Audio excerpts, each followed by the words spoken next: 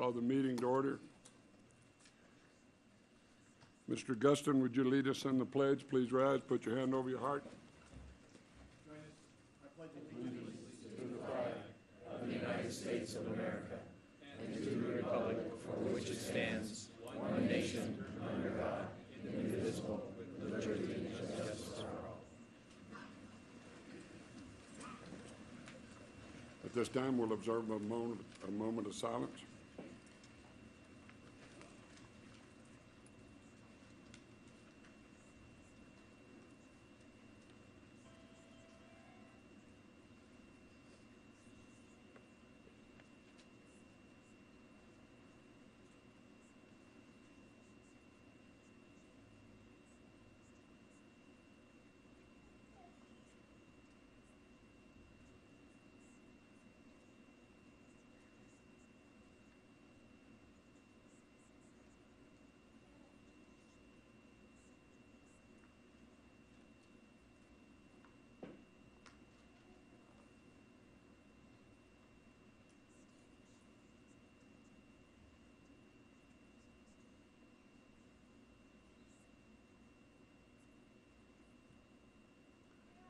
Madam Secretary, call the roll, please.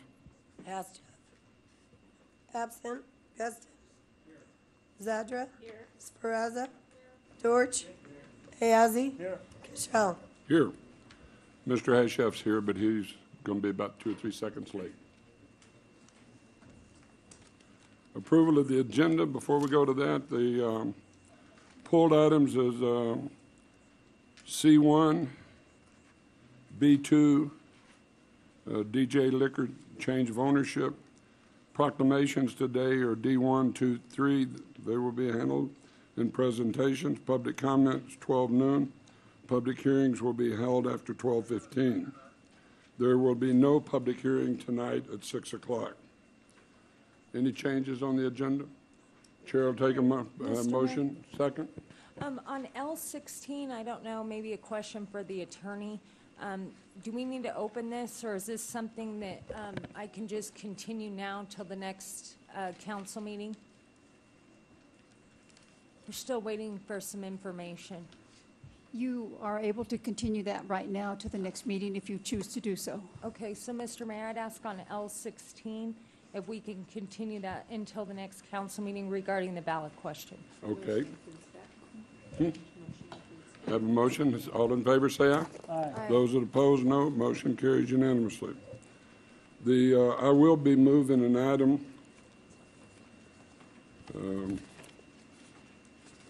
on the appointment of the Airport Authority item under K1, item A. I will be doing that one early because Mr. Hasheff and I might have to leave for about an hour, and then we'll be back. You want to do it right now, Mr. Mayor? Probably take 2 minutes. Yes, we could do it right now. It's your appointment. My appointment? I want to appoint Mr. Steve Katzman, and we have an appointment. We have an opening also. I'm not reappointing somebody, so I will be appointing Dr. Costa Arger to the Airport Authority. Second. Have a motion, second. All in favor, say aye. Aye. Those that oppose, no. That motion carries unanimously. Thank you very much. Okay, we have a motion to approve the agenda. We We had a second, didn't we? I know, I said so. Mr. Mayor, can I request, too, that we do presentations before public comment, just because we're running behind, and I know a lot of people took off some work to And be we here. will, and I want to apologize to everybody. We got tied up at a groundbreaking for a new agency, a new company coming to town that'll be hiring between 150 and 185 people. They're building a very, very large building out at Stead, and we got tangled up out there for a while, and I do apologize for not starting the meeting at 12. So. All right, so at this time we will go. Well, let me just knock out the approval of the minutes. Second. All in favor, say aye. Aye. Those that oppose, no. Motion carries unanimously. At this time, we'll go to presentations. Item E1, Chief?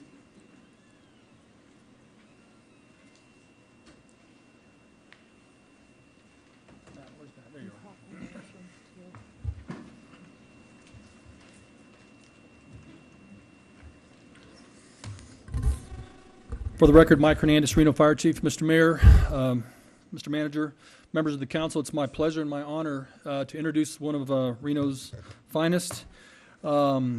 Last week, the National Association for Search and Rescue held their international conference at Jonasquaga's Nugget. During the conference, Reno firefighter Matt Peak was recognized for his actions that occurred last June.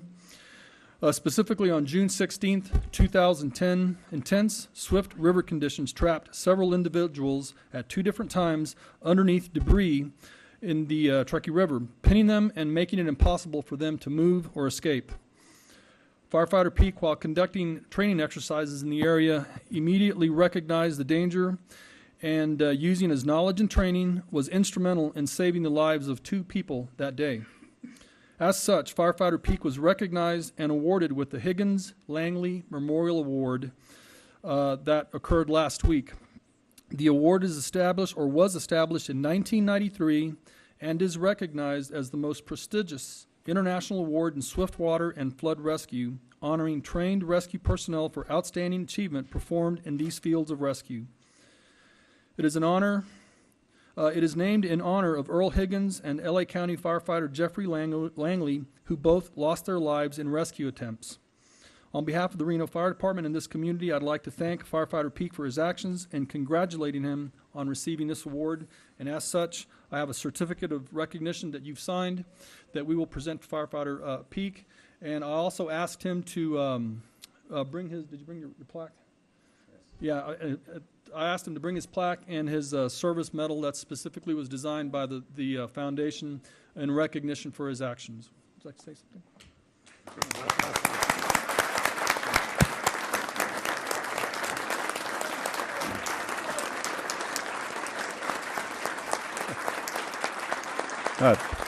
Mr. Mayor, Council, thanks.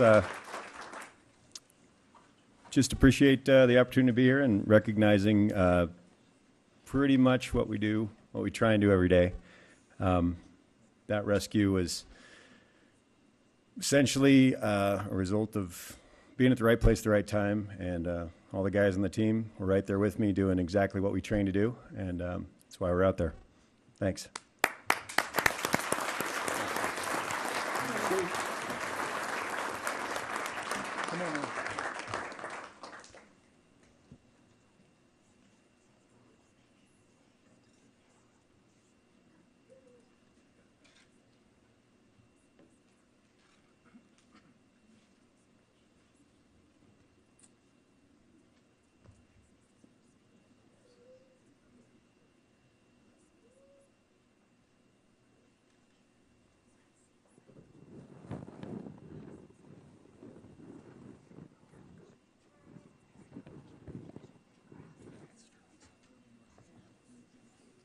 Thank you, Mr. Mayor. Thank you, Chief.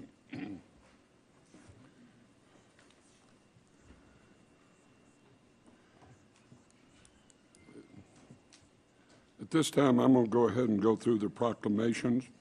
Item D1, Officer Pat O'Brien. Chief?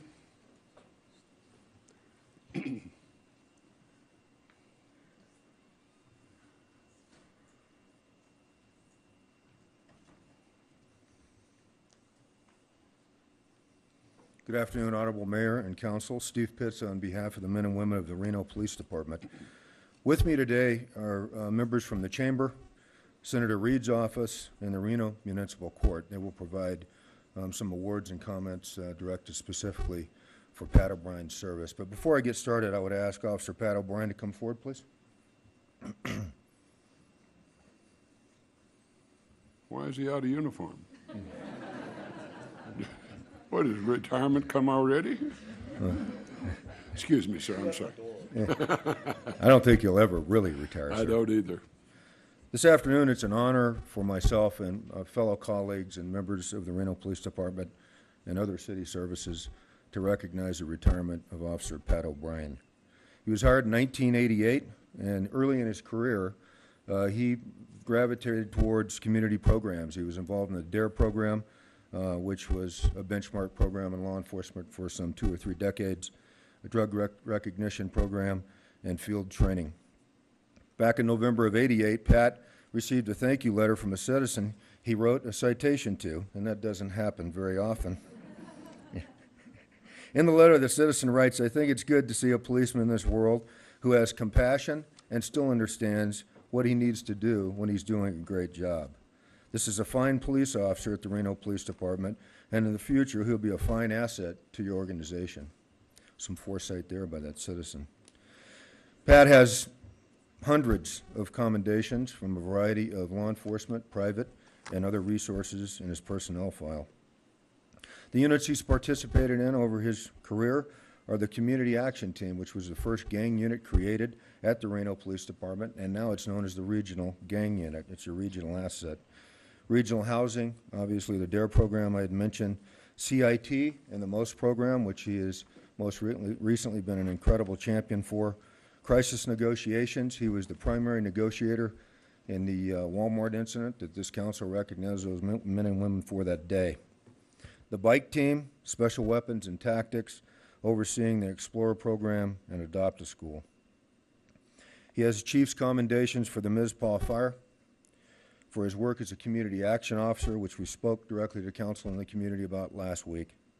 And obviously he was named, this is a great privilege, most watchable men in Northern Nevada. Now that was in 2007. In 2008, we had to start sending sympathy cards because he wasn't elected again.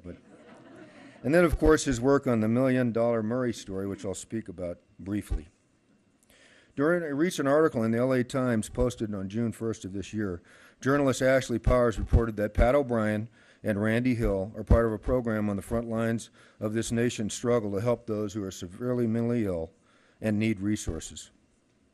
The Reno Police Department has responded by pairing officers with counselors in hope of creating a more nuanced approach to handling the mentally ill, as opposed to intervening only when they commit crimes or we have to deal with them because we think that they're a nuisance. The need for mental health expertise has been apparent to Pat since he served on the bicycle unit some many years ago in downtown Reno's core. A few years ago, he and a fellow officer calculated how much it costs over a decade repeatedly to pick up Murray Barr. And this is where the story, $1 Million Murray, came from. And he has created, I'd mentioned MOST, and recently the TRAIN program, which has some 33 people in it right now. And this is something that I know it was one of Mr. Guston's and the mayor's priorities some years ago, and we finally got this going, obviously, with Pat's assistance. Though many Reno officers are trained to deal with mentally ill in hope of avoiding brawls and steering them into other services, O'Brien has launched this cop counseling program in 2009 that has been successful in other cities. The mobile outreach team, which is known as MOST, the first in Nevada, responds to emergencies, but also tries to nudge the chronically troubled into treatment and other services. Essentially, it applies George Kelling's principles of broken windows theory to the mental ill problem that we face in this country, addressing the low-level problems early so you can head off the larger ones later. Two state counselors, Hill and Lisa, who are here today, usually team up with Pat, though his retirement this month means they'll find new partners, and I'm sure they will, they've got big shoes to fill. Pat, you have been a champion at the Reno Police Department for over 2 decades. I remember when I taught your academy, and I'm going to tell you, I'm going to really miss you.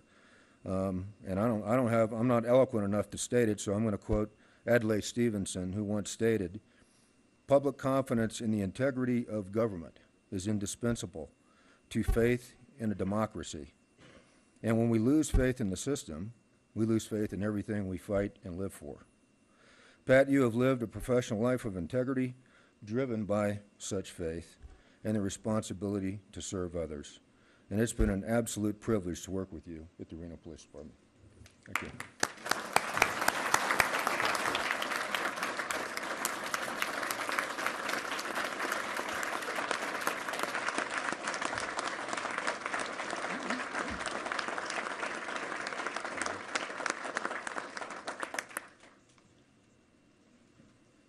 his retirement plaque, ladies and gentlemen, and his retirement badge. Do you want to say something before other colleagues come up, Pat? Sir? Oh, okay.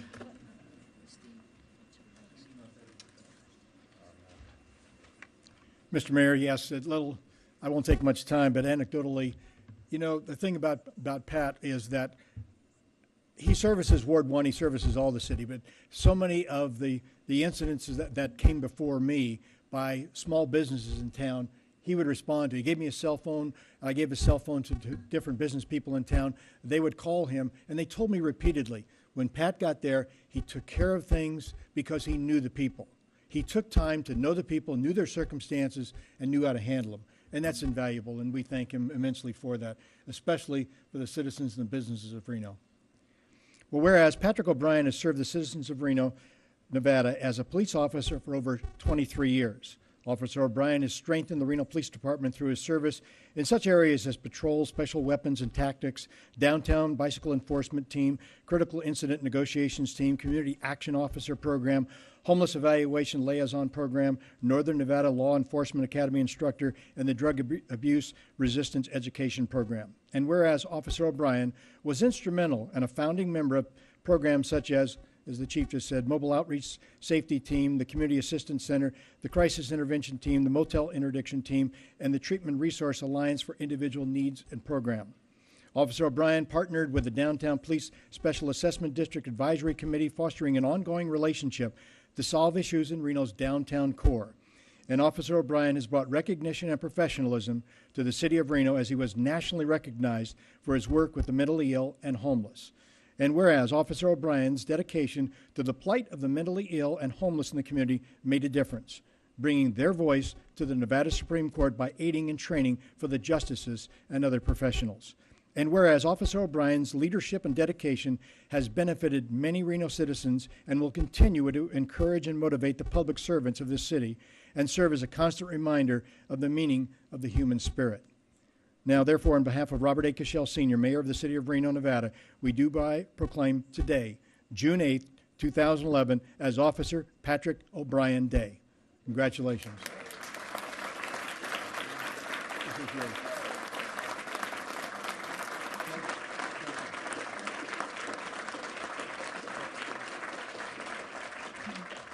I'm going to horn in here before we allow the officer to have a statement here. I'm Judge Dorothy Nash Holmes from the Reno Municipal Court. I'm here with Matt Fisk, our court administrator, and Mary Baker, our grants person.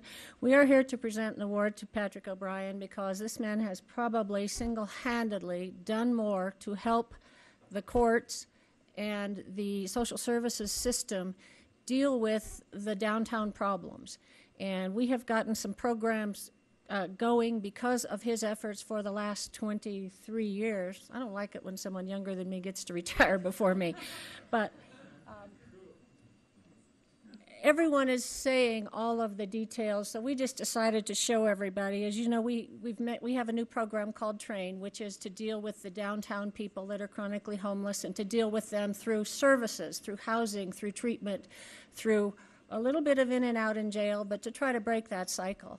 And our plaque says, Officer Patrick O'Brien thanks Patty O for doing the most to help start the train.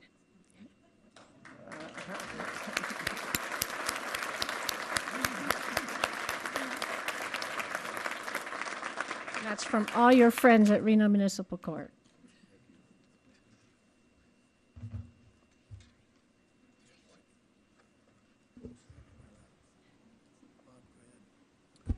For the record, I'm Bob Boyson from the Reno Sparks Chamber of Commerce. And I am Fred Boyd, also with the Reno Sparks Chamber of Commerce. And on behalf of the community, on behalf of the Chamber, on behalf of the Downtown Improvement Association, we wanted to say in some tangible way thanks for all that you have done for this community. We very much...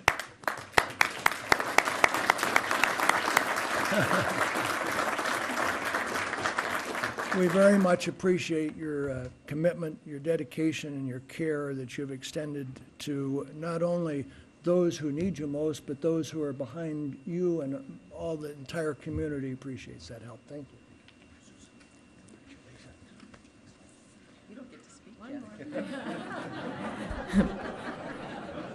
For the record, I'm Susan Lissagore. I am a regional representative for Senator Harry Reid. Mayor, Reno City Council, men and women. It's really a privilege to be here. Just hearing your police chief talk about so many things that I didn't know about you.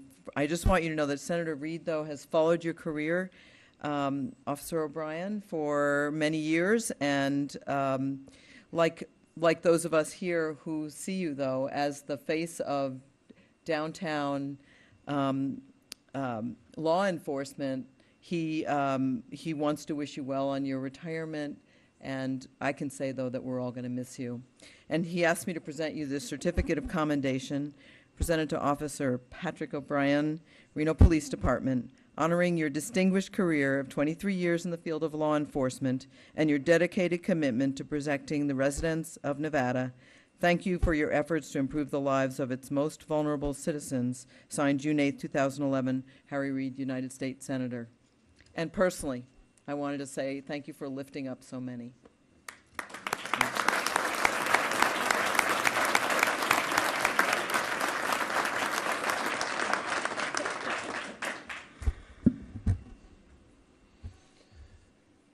I feel sorry for my wife. She's going to have to live with me. She's already sent word you're not having lunch with her every day. Yeah, I think she calls it, she said, you're not going to be in my pocket. and so I've got a list of classes I've already been set up for. It's I'm not sure what to say. You look at the career that I was allowed to have.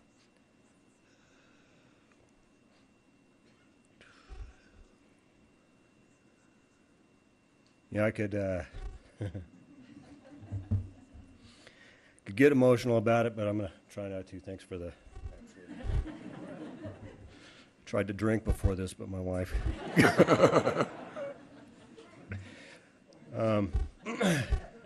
Well, I've been the solution now. It's time to be the problem, I think.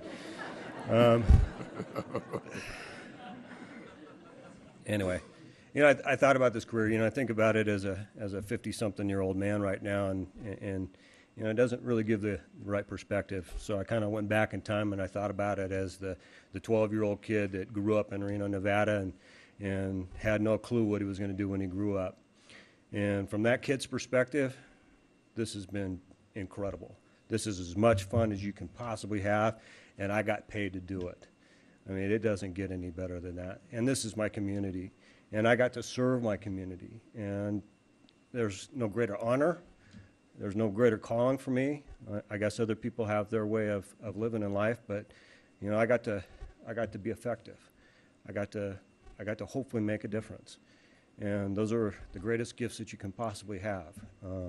I was given some God-given talents that I got lucky, some interesting circumstances that made me also lucky in life. And I didn't get ahead with any of those things, but hopefully I got to bring some other people along.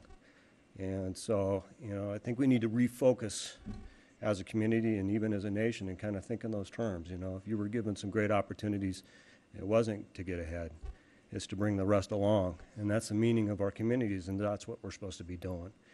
And so I look at the kids that I've left behind at the Reno Police Department. Also, this morning I got to do a presentation up at the University of Nevada School of Nursing, and to a class of 45 nursing students, and they have me speak almost every semester now. And so one of the things that always strikes me is whether I'm talking in the academy or whether I'm speaking up at UNR, when I look at those kids and I look at the question, or I listen to the questions that they're asking, the thing that always gets me is like, wow, they are so much smarter than I was. And so, maybe I blazed a couple new trails. Maybe I hit my head against that wall or that wall. But the people coming up behind me are smarter than I am. And they've had the benefit of our training and our guidance as a community. And now it's their turn, and I'm looking forward to what they're going to do.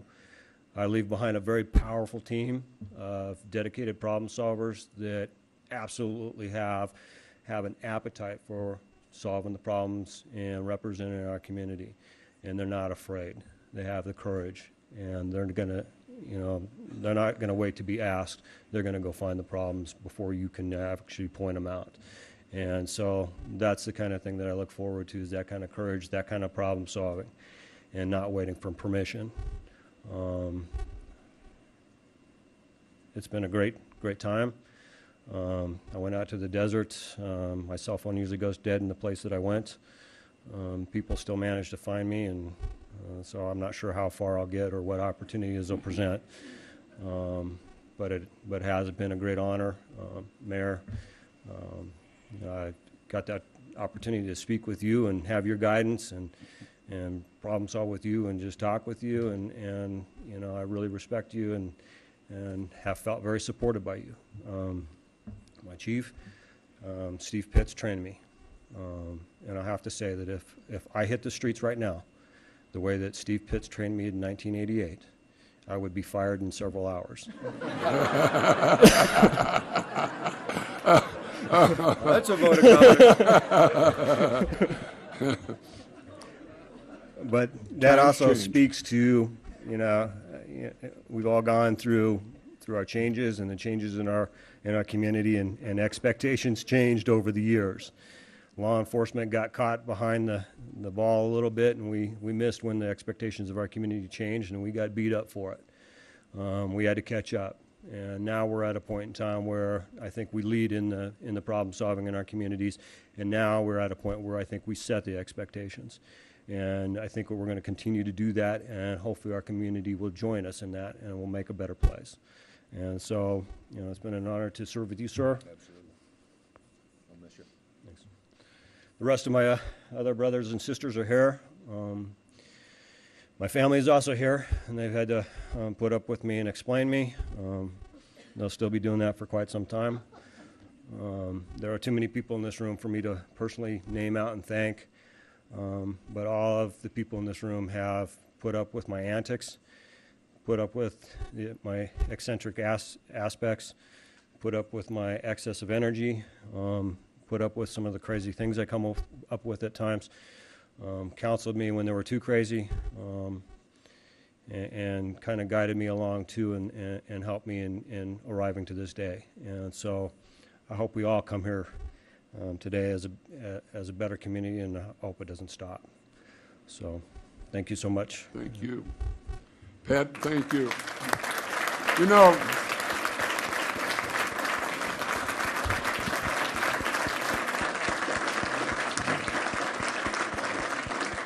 Pat O'Brien, this council really thanks you, because I can remember when I got elected mayor, you and I had a conversation over here in the park at one festival or something. And you were down and stuff and everything, and I said, don't quit.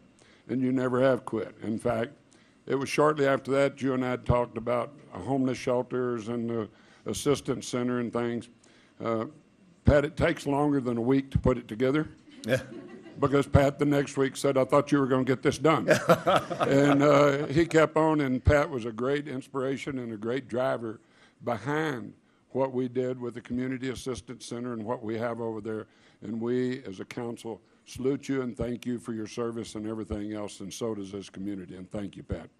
Come on up here so we can thank you.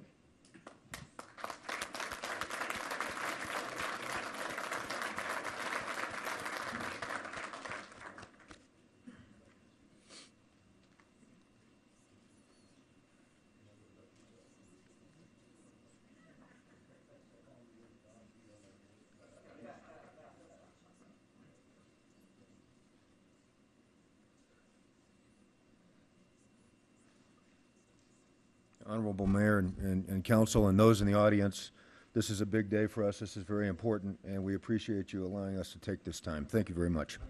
Yes, sir.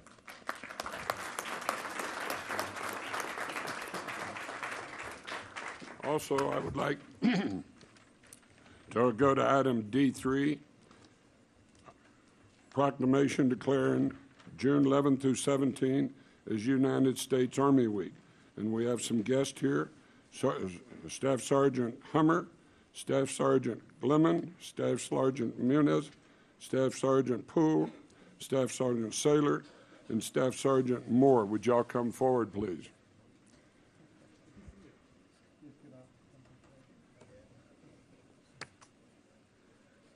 Thank you, Mr. Mayor, for letting me present this award. And I'll just read what it says. Whereas the United States Army was established by the First Continental Congress on the 14th day of June, 1775. And whereas the United States Army exists to defend the freedom of our citizens and our nation's security interess. And whereas many citizens of Reno have served their nation and given the ultimate sacrifice in defense of our freedoms as members of the United States Army. And whereas it is proper to recognize the United States Army annually on its birthday and to thank those who have served and those who are presently serving. Therefore, I, on behalf of Robert A. Cashel, Sr., Mayor of the City of Reno, Nevada, do hereby proclaim June 14, 2011 as the 236th birthday of the United States Army, and proclaim June 11th through the 17th, 2011 as United States Army Week in and for the City of Reno, Nevada, and exhort all citizens to join me in this salute to express our gratitude to those who have served and those who are now serving to protect our nation and our freedoms.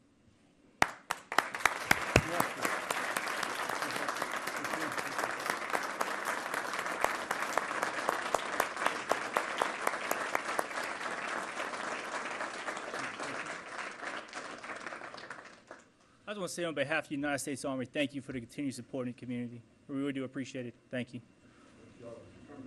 You're not going to lead us in a happy birthday or something? No.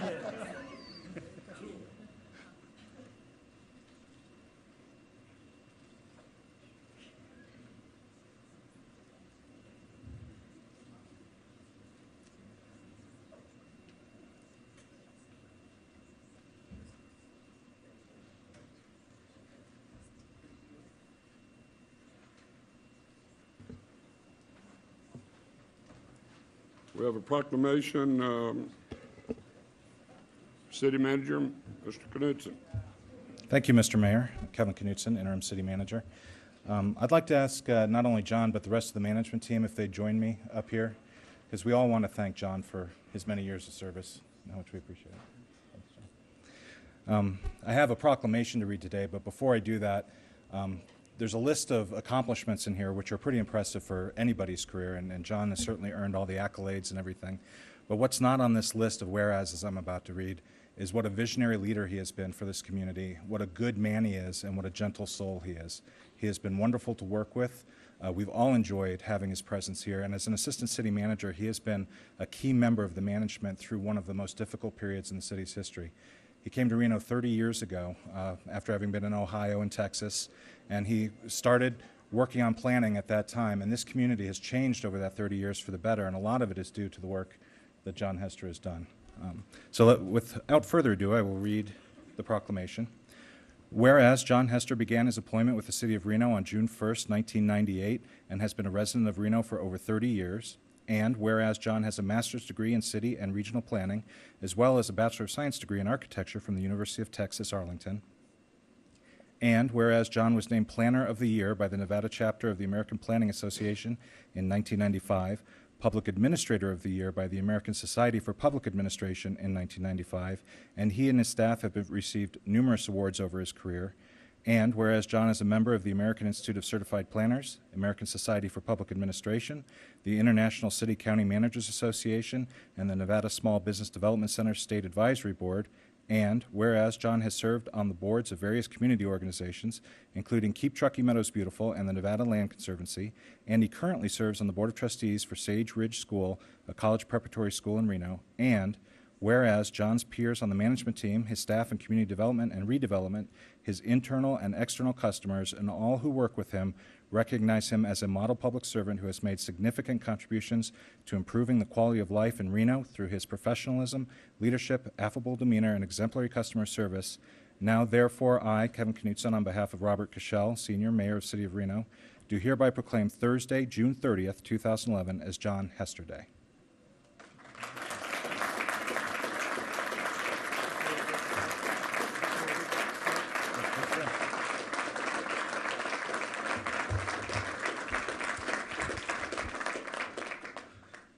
Mr. Mayor, council members, first I'd like to thank you for the 13 years that I promised myself I wouldn't get choked up here, but for the 13 years of accomplishments that I've been a part of that you all have led, and it's been great. Kevin and the managers before that I've worked with, appreciate and thank them for all they've done. So you've got a great management team here. I don't have to point them out. They all helped me out by coming up here. And I know the city's in good hands. We've achieved a lot together, and these guys will get you through the rest of the challenges that you've already got through, a lot of them. I'd be remiss if I didn't point out the folks behind the management team, many of them from the Community Development Department and other folks that I've had an opportunity to work with. I can't name them all, but I'd like to at least name the managers and of the different programs. So I'll start with Claudia Hansen and the Planning and Engineering Group. They're here. I think Eric Simonson's here with the Building and Safety Group.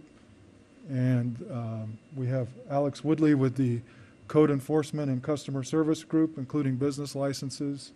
We've got Pete Wallish, who is the one-man Economic Development Redevelopment Agency group.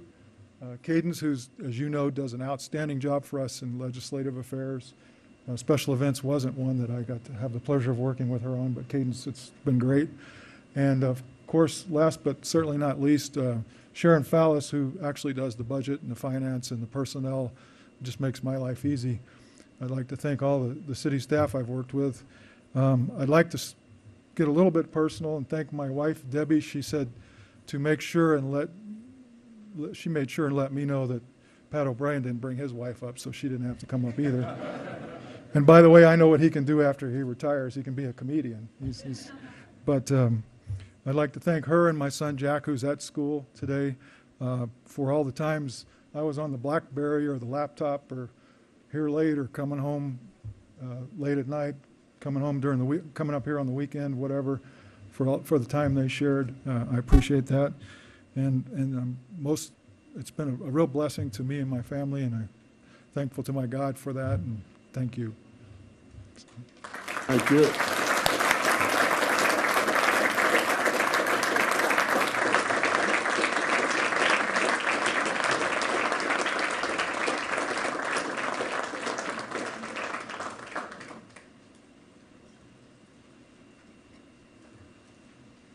Hey, Hester, we chop liver?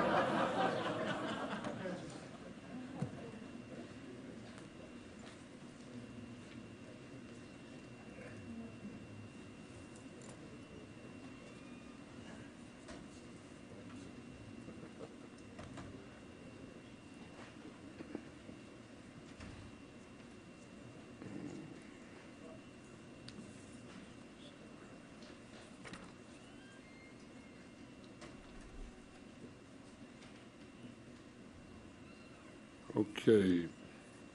Ladies and gentlemen, we have several people here that want to talk about F4, City of Reno Tier 1 annexation. And then, but I'm going to do public comment, and then we'll go to item F4. Do you have something else? Okay.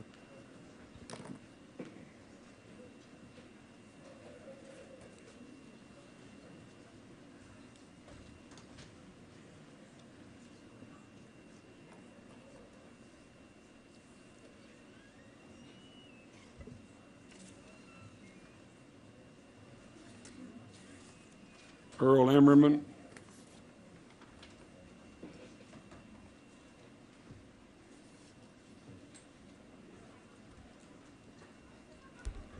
Hi, my name is Earl Ammerman, and I'm an independent candidate for U.S. Congress in the upcoming special election.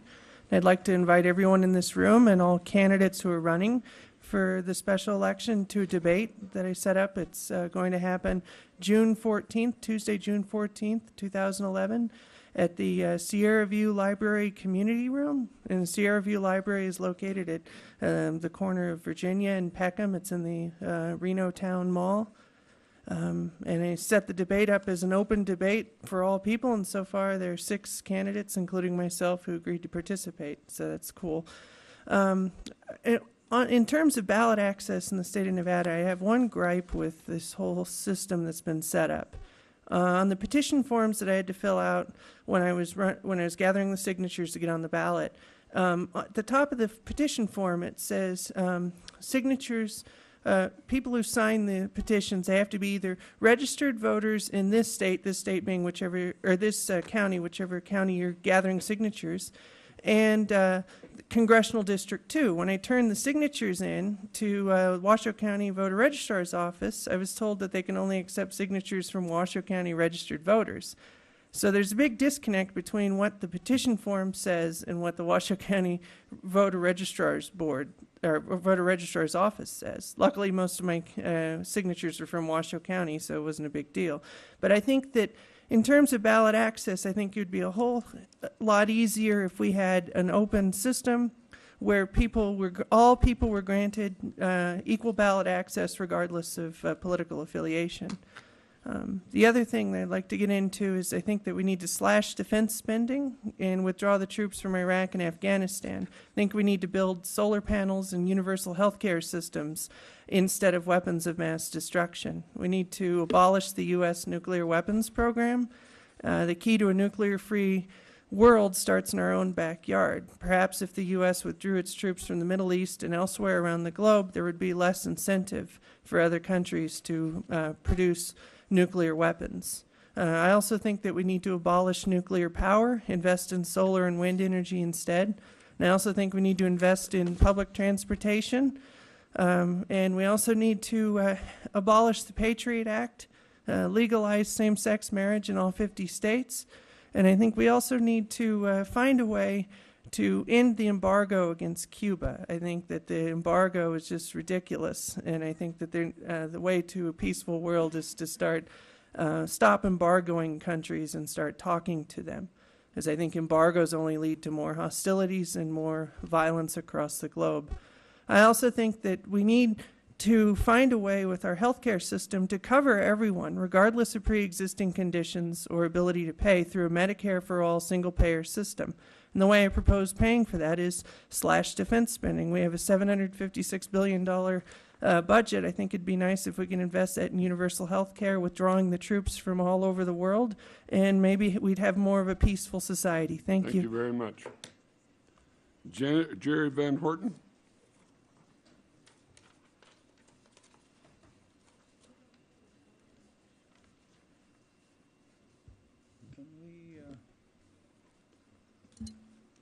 Can we make this?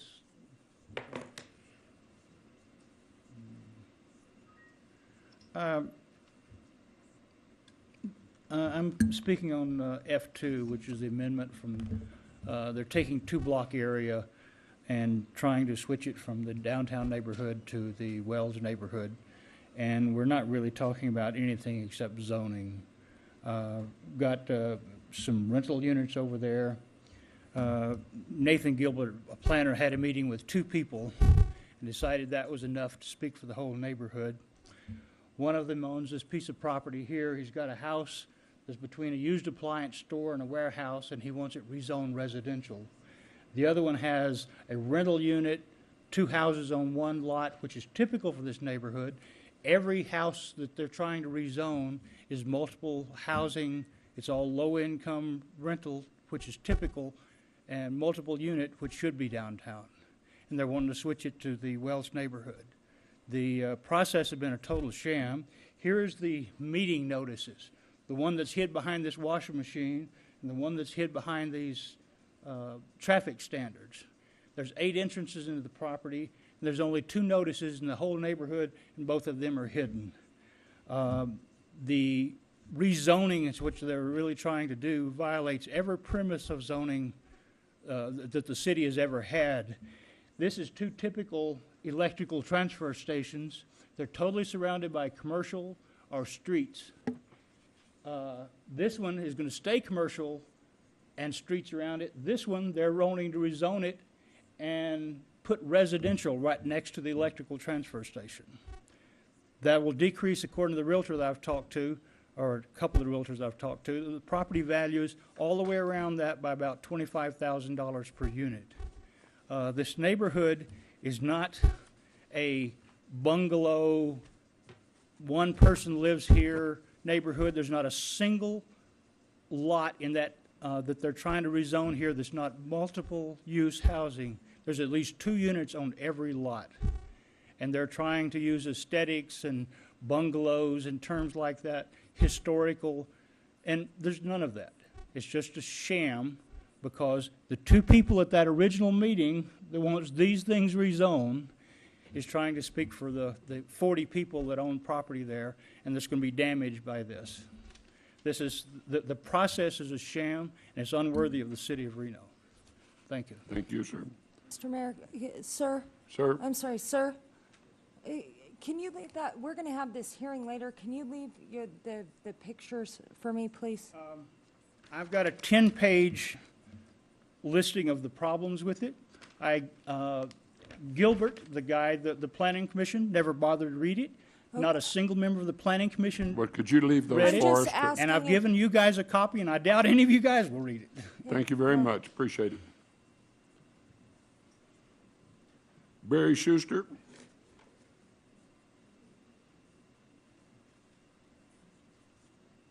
Good afternoon, Council. And again, I am also speaking on the same item as Mr. Van Horten, and I apologize that I can't stay for the hearing. And can I get the overhead, please? Thank you.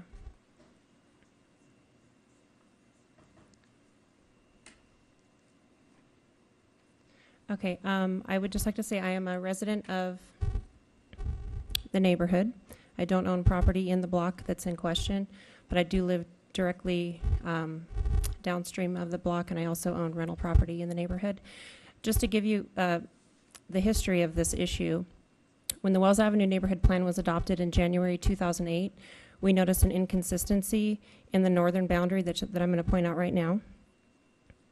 In this 2-block area between Holcomb and Wells, the northern boundary dips down to Stewart Street, and then east of Wells all the way to Kitski, it's up at Ryland Street. The reason that it's this way is that the downtown plan goes to Wells Avenue, and the Mill Street Todd corridor begins at Wells and goes east. So they each chose a different southern boundary for their plan. We noticed this inconsistency when the Wells Avenue plan was adopted, and at that time, which was 3.5 years ago, we immediately asked for the boundary adjustment, and that's the reason why this is here now. It's basically taken 3.5 years for this issue to come back up. Before this block here was in the downtown plan, it was zoned MF30. That was it was put into the downtown plan in 2007, and this boundary change would basically bring most of this block here back into the Wells Avenue plan, and it would be the same zoning as it was in 2007. So between 2007 and 2011, nobody in that block has done anything that would have been allowed under the downtown plan. So nobody's actually taken advantage of the zoning. So it's basically taking it back to what it was. Also, the only park in the neighborhood is right here, Stewart Park. And the way that the plan is now is that you'd have different zoning across the street from the park than you would on the same block as the park. And the park is a major gathering point, meeting place in the neighborhood. And the zoning across the street from the park needs to be consistent with the zoning in the rest of the neighborhood. Ryland Street is a busier street and is much more of a logical division point between these two plan areas. The plans are drastically different. The downtown plan and the Wells Avenue plan are so drastically different that Stewart Street is just not not a logical division point between the two plans. Thank you. Thank you. Brad Allred?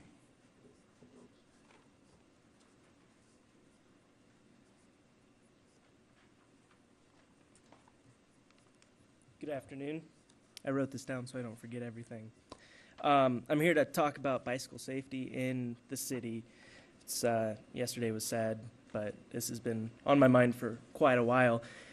And first, I'd like to recognize the city has done a lot lately and over the last few years to encourage cycling and more importantly, safe cycling. As a cyclist and motorist, thank you for that. I have seen a few opportunities to increase safety improve cyclists' public image, and overall promote a state of equilibrium between cyclists and motorists. And I've been thinking these things over for quite some time, would like to suggest some ideas to accomplish these goals. Currently, cyclists often find themselves at a red light with no cars in the lane to change the light, and they're faced with three options. One is to wait for a car that may not come, or dismount and get on the sidewalk, use the pedestrian signal and the crosswalk, or 3, run the red light. A cyclist trying to make a left turn at one of those lights is faced with a harder situation. And my bicycle, which is mostly aluminum, used to be able to actually switch the lights with the sensors in the ground, and since then, even a steel bicycle doesn't do that. I'd like to see the threshold lowered on those sensors and possibly a sweet spot marked for cyclists to know where they can go. Or the lights being put on a timer, possibly even only during the 6 months when cyclists are really out and about. Also, there are plenty of times that I see cyclists being wildly unsafe, violating bicycle common sense rules and breaking laws. It makes me angry because not only are they asking for an injury for themselves, but they're making safe, courteous cyclists look bad. And that's not something we can afford when there are still far too many people willing to run a cyclist off the road because it's their road and we belong on a sidewalk. I was recently surprised to hear, and I haven't confirmed it, but that helmets aren't mandatory and riding on the sidewalk is legal, except downtown. And I would like to codify some of the rules as laws and see them more enforced by RPD, possibly being very generous with warnings and not as generous with citations, but making it known that what you're doing is not okay or that's unsafe. I would also like to educate cyclists on the rules: wear a helmet, use hand signals, ride the direction of traffic, ride in the appropriate spot, generally observe traffic rules, and act like a member of traffic, not somebody who's trying to circumvent it. And part of that education should also include things many of us take as common sense, like motorists sometimes just don't see cyclists, and so we need to look out for blinkers and be aware of blind spots, make eye contact to make sure that we've been seen, and the list goes on. But following a simple set of rules by itself, I think, would greatly improve. Thank you. Thank you very much. Rick LeMay? Rick LeMay? Okay. Richie Ray Walker?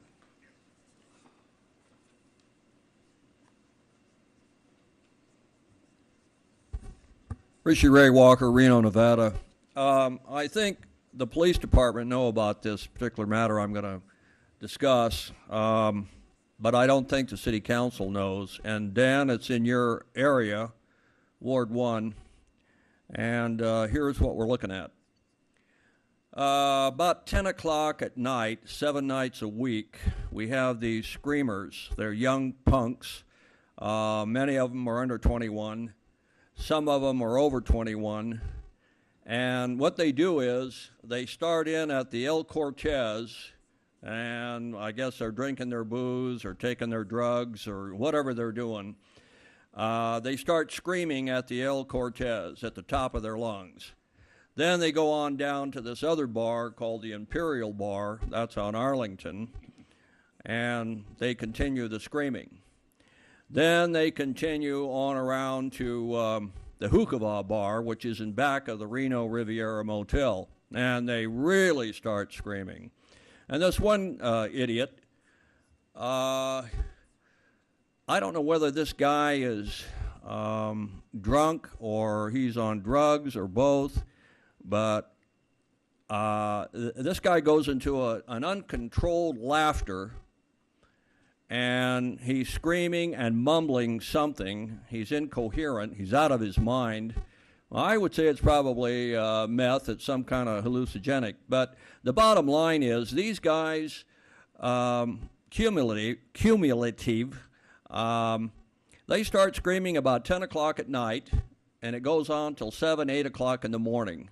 Now, I don't know how you can scream around the clock on booze. Now, These guys are on some kind of drug, some kind of hallucinogenic, and it goes on 7 nights a week, and it's not fair to those people that live at the Arlington Towers on Arlington Street, the Manors over there on West Street, West First Street. Those people live in those apartment complexes.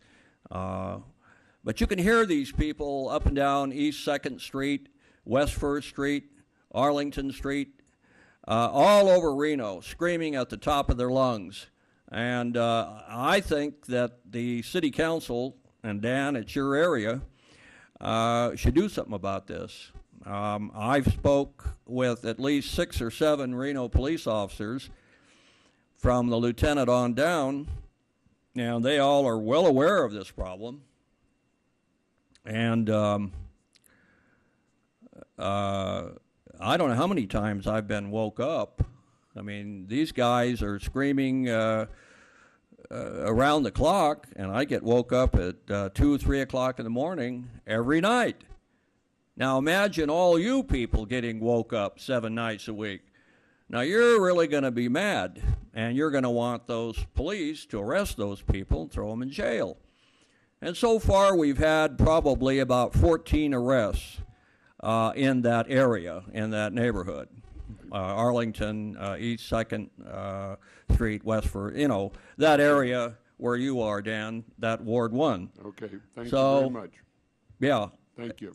So if you could do something about it, I'd sure appreciate it. We'll look into it. Thanks, sir, very much. Dagny Stapleton. Good afternoon, Mr. Mayor and council members. My name is Dagny Stapleton, and I'm here to briefly speak on your agenda item F2, the amendment to the Wells Avenue Neighborhood Plan. And I'm sorry that I can't stay for the hearing, but I just wanted to make a brief comment about it in support. I'm one of the founding members of the West of Wells Neighborhood Group, and I'm representing that group today. Many of the members who have also been involved in that issue and are in support of this. I am a property owner on the block in question. And I just want to remind, Barry gave a good background on this issue, but I'm sure you all remember that this first came before you guys about 3 years ago, right after the Wells Avenue Neighborhood Plan passed. And we brought it to you and brought pictures of some of the homes and some of the reasons for why we wanted the change. And wanted to thank you for making this a priority and bringing it back and looking at reopening the plan to try to make this boundary change. In short, we believe that this zoning change will preserve the history and character of this block. In addition to still maintaining a mixed use and higher density, this zoning change does not lower the basic density. It still would be zoned for mixed use and multifamily, so it would still allow the higher density that is appropriate closer to the urban core, as well as the few commercial uses that are existing in this block would still be allowed uses. So not a whole lot of change except to apply the some of the regulations and standards that we worked so hard to approve in the Wells Avenue Neighborhood Plan to this block and include it in this area because it's sort of a natural part of this neighborhood and the area that the Wells Avenue Neighborhood Plan covers. So just wanted to thank the council again for your support and your partnership in all the work that we're doing in our neighborhood, and urge your support on this agenda item. Thank you so much. Thank you very much. Mark Merkel? I love doing that. Mark, you want to speak? Yeah. Well, come on. No. Then you're not going to be able to speak. I know you are. My name is Markel. I know it, but I want to butcher it up so I get a little life out of you. Yeah, far out. All right. My name is Mark Markel. I'm a concerned Reno resident. And I want to say hi to all the council members and the mayor. Hi. How are you doing? Okay, I was involved in a drunk driving crash, and I was a passenger, so I'm here to warn people not to get in the car with the drunk driver. And I was doing 100 and rolled 8 times, and I got ejected and the car landed on my head. And I'm sorry, I'm not very well understandable, but I hope y'all understood me. It's an important message I have to not get in the car with a drunk driver. And I got some statistics from RPD. There were 66 arrests and 2 fatalities, and I think Reno couldn't do better than 66 arrests. That's outrageous. But I like to. I have nothing against the police department, but I like to buddy up with the fire department and start victims of drunk driving, you know. The fire department deals with the victims of such tragedies. So I don't know what I like to talk to the mayor about starting something up with somebody with the fire department. And We'll sit down and talk, Mark. okay, thank you, sir. Thank you, and thanks for coming. You got a great message, and we appreciate it. Thank you. I'm sorry I'm not understandable. You don't worry about it. You're very plain. You mean to don't drink and drive and don't get in the car with a drunk driver. That's stupid. Well, thank you very much. Appreciate it, Mark. All right. I'll close the public comment section now, and we will now go to item B, cash disbursements. Mr. Ashef, anything? Chair will entertain a motion. Move to approve, Mr. Mayor. Have a motion, second. All in favor, say aye. Aye. Those that oppose, no. Motion carries unanimously. Consent agenda. Anything you want to pull, Mr. Azzi? 8, 9, and 10, Mr. Mayor. 8, 9, and 10. All right, any others? Chair will entertain a motion for approval of the others. Have a motion, second? A second. All in favor, say aye. Aye. Those that oppose, no. Motion carries unanimously. Item C8.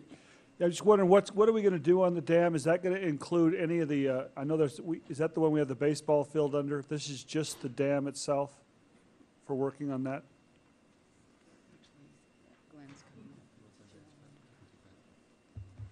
For the record, John Flansford, Director of Public Works.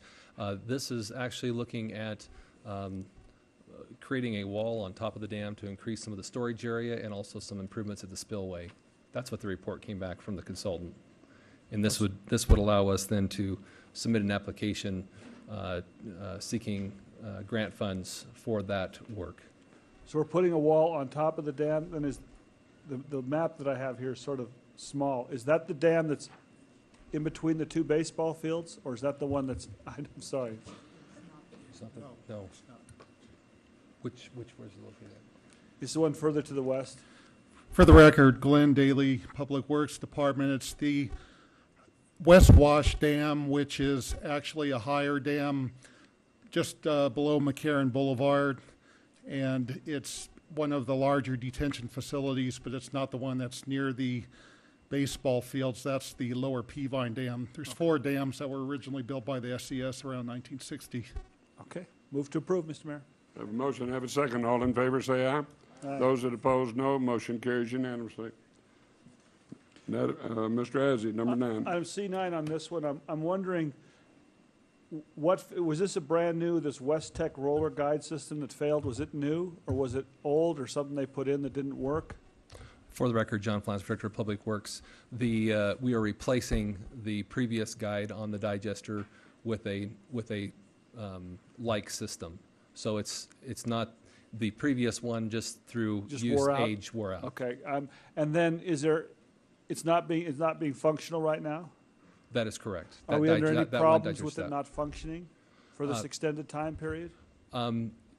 We are close to having some methane issues out there, so that is our concern to get it back up and operational. And if we have methane issues, what happens? Do we get fined or anything by the? Potential for air quality. Then are they taking responsibility for that extra time? If we had any issues with that, the The problem has just been in getting the materials in, and so the request for the extension is. But again, that's for not that. our problem, that's their problem. But we're just extending this, so if the longer it takes to do this, if we get fined or anything, I don't see anything in the contract where they have to pay the fines.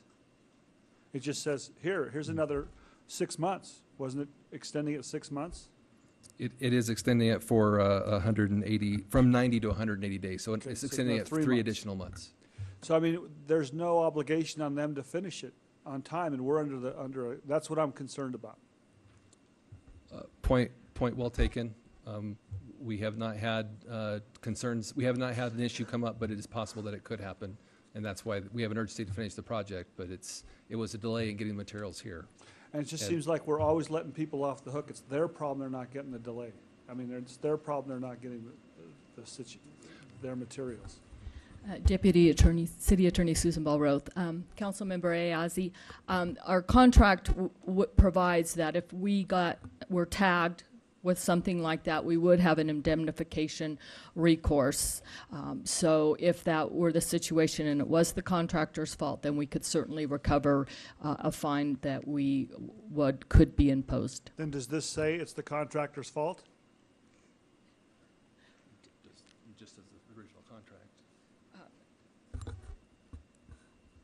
It's my understanding that the delay is the product coming in. Right, but that's not our problem. No, it's not.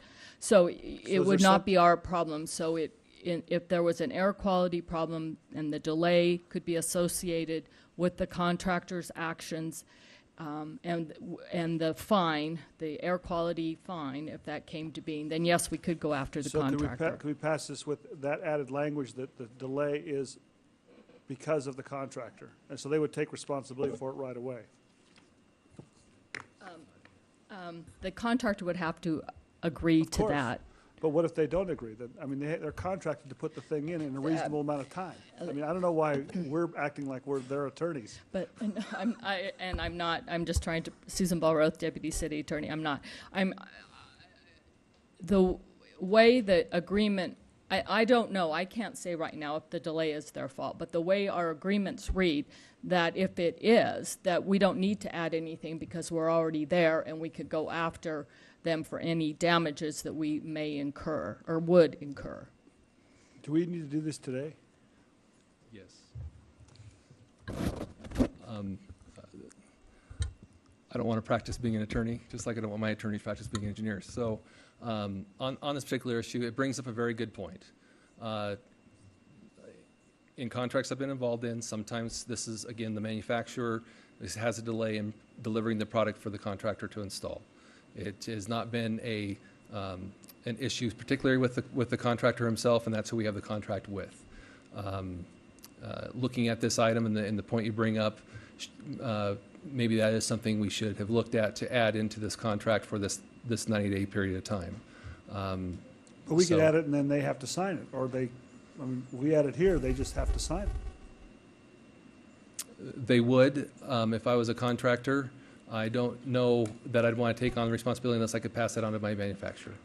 But that's not, and here's why I don't want to practice being an attorney, but we had the same situation happening somewhere else, and we took all the blame and all the responsibility because they couldn't get their materials in time. When we sign a contract, what happens if we don't do this today? Then they're in breach, aren't they? Aren't they in breach? We'll run out of contract time. But they are in breach of the contract. They're supposed to deliver at a certain time. Yes, you're correct. Mr. Fraser. Yeah, Councilman Ayazi, I think we should put this in the contract. I mean, I think lessons learned from other boards, Mr. Mayor, I think we had to be perfectly clear on these change orders, what we're expecting, because these things end up in litigation. Obviously, it's their responsibility dealing with the manufacturer, but I would support a motion that would include that they take on that liability. Just one other point of clarification that I would make on this. The manufacturer is one that we had spec'd as part of the contract because that was the particular type of glide system we needed to do for the replacement. And so in a case where as a contractor I was bringing you my proposal and I was submitting what materials I wanted to use for this contract, I would be, that's a relationship I have with my supplier. In this case, I'm just saying it's slightly different because we actually spec'd out the particular system that they were to use. Did we add that on after they took the contract? So, no, it was Okay. part of the So original they knew bids. what they were It was getting into. Understood. And I'm just saying, in case we get fined, I don't want to go to them for damages right now.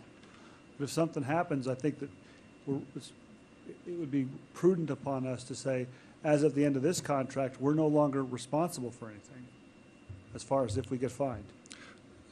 I like what Susan's verbiage was, whatever it was. And just also, there was one other issue that came up out there with the lines due to material buildup from some of the other digesters, so that there was that was a partial delay for us having to go in there and do some repairs to some valves and piping from the other digesters. So there was some delay that would have been caused through operations, but not the entire delay. Well, I'll make a motion, Mr. Mayor, that we approve this extension with the provision that we put some language in there that as of the end of this current contract period, that they're going to take responsibility for any damages or fines that may incur for this 90-day period. Okay, have a Second. motion, have a second? Question, Okay. Mr. Hashef, sorry.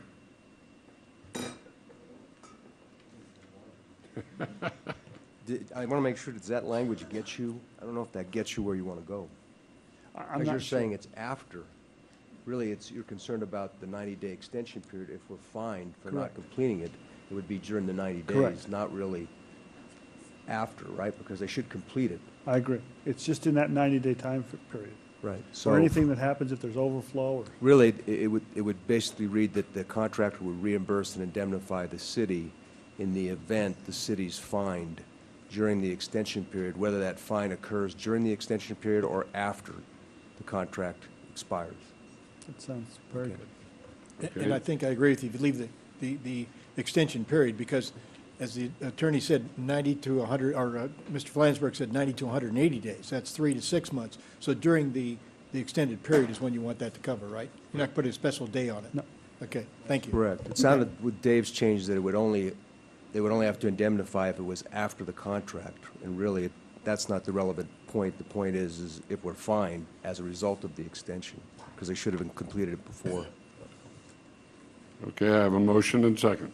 Any further discussion? All in favor, say aye. Aye. Those that oppose, no. Motion carries unanimously. We've done proclamations, presentation. C10, Mr. Mayor? Excuse me? There's one more on this water issue that we had Excuse me, 11. with the tribe. It said that we were required to put 12 million into it, and are we at $11,623,000 toward that? Yes, Terry Svedich, Engineering Manager, City of Reno Public Works. Yes, we're very close to having parity with the tribal contribution, and So $375,000 worth of water rights, correct? yes, It's not dollars, it's just water rights? it is dollars, but for water rights. Do we pay the dollars, or do we give them the equivalent water rights? It is in dollars.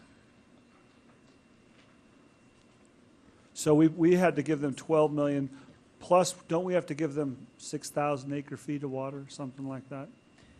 I believe that what you're referring to is the agreement with for TROA, the 6,700 acre feet requirement, and that is different from this particular agreement.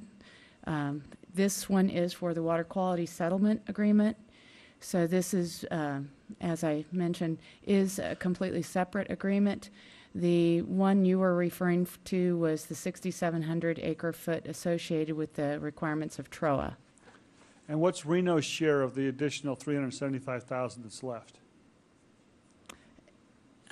It is, actually, could you repeat that question for me, We're please? splitting this all up with Reno, Sparks, and Washoe County. I'm assuming it's on some formula. So is this only our share that's left? Deputy City Attorney Susan Ballroth. Councilmember Ayazi, this is pursuant to the Water Quality Settlement Agreement.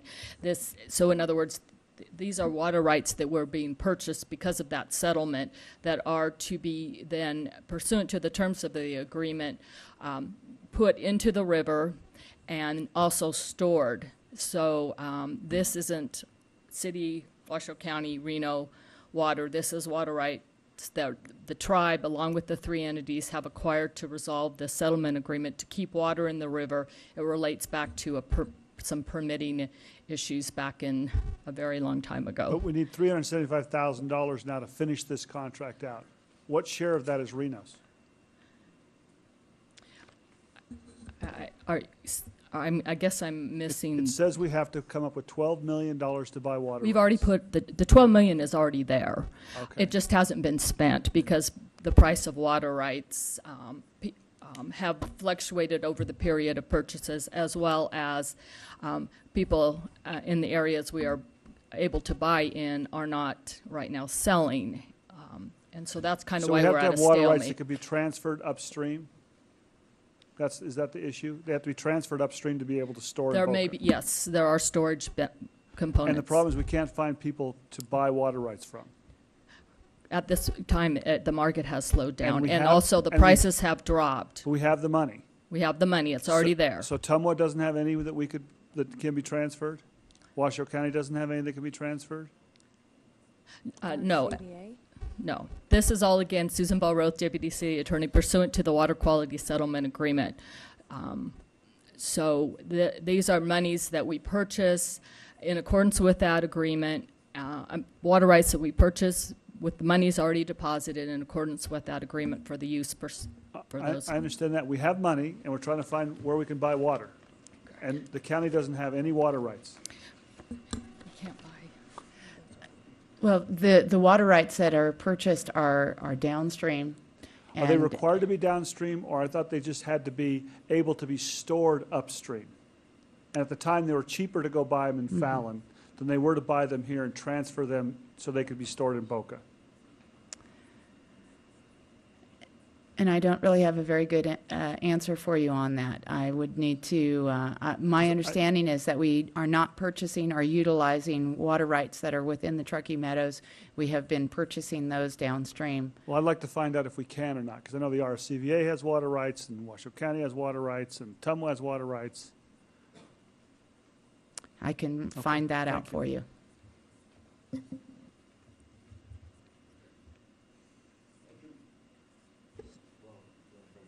You want to bring it back, or you want? Those Okay. are, because if we could finish this up, I'd rather, if we have the money in the bank, I'd rather just finish it up than to postpone it. Well, let's postpone this till the next meeting. So moved, Mr. Mayor. All right, I have motion, second. All in favor, say aye. Aye. Those that oppose, no. Motion carries unanimously. Approval amendments to the Building Enterprise Fund Advisory Committee bylaws. Yeah, I think we already did that as part of the consent, Mr. Mayor. Hmm? We did that as part of the consent. I don't know why I wanted to bring it up again. You wanted to vote on it again? No. All right. We go down to item F1. Excuse me. Pioneer Parkway Holding. Evaluating the 10 annexation criteria in the Reno Municipal Code, I move for approval of the annexation. No, I didn't.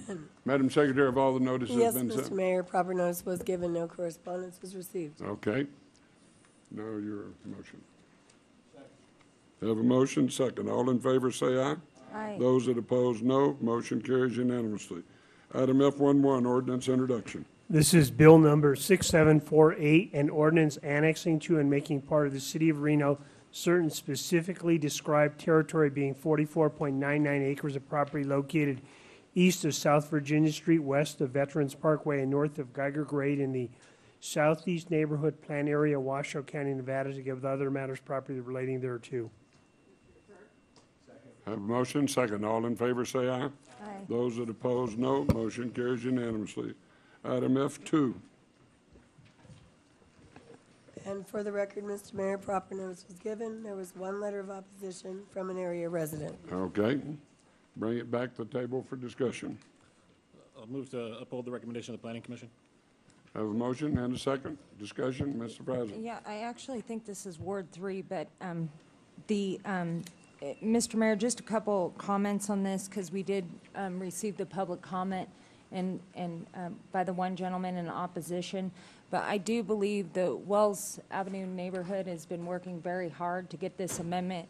I think clearing up the boundaries between the park is absolutely critical, but also it makes sense to have Rhineland as the cutoff. So I think that this really cleans up the boundaries, and I'm going to support the motion. And like I said, they've been working on this for 4 years, so it's been noticed quite a few times.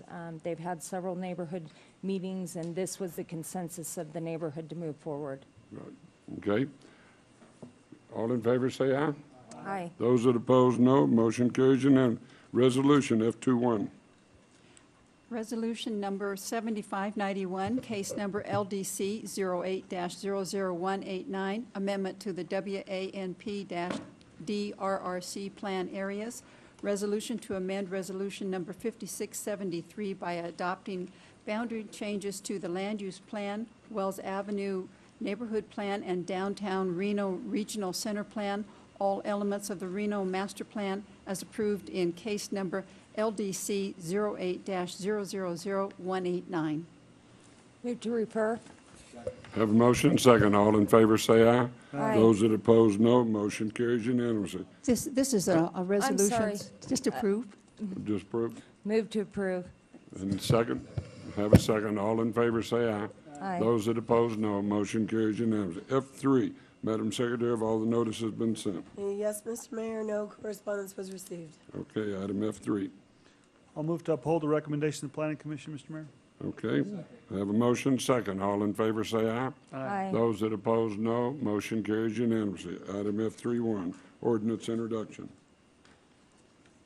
This is bill number 6748, an ordinance to amend Title 18, Chapter 18.08 of the Reno Municipal Code entitled Zoning, rezoning a 9.89 acre site located in the area bound by East 9th Street to the north, North Sierra Street to the west, East 8th Street I-80 to the south, and Evans Avenue to the east from 2.44 acres of AC arterial commercial, 1.49 acres of NC neighborhood commercial, 0.4 acres of PO professional office, 0.84 acres of PF public facility, 2.91 acres of MF 30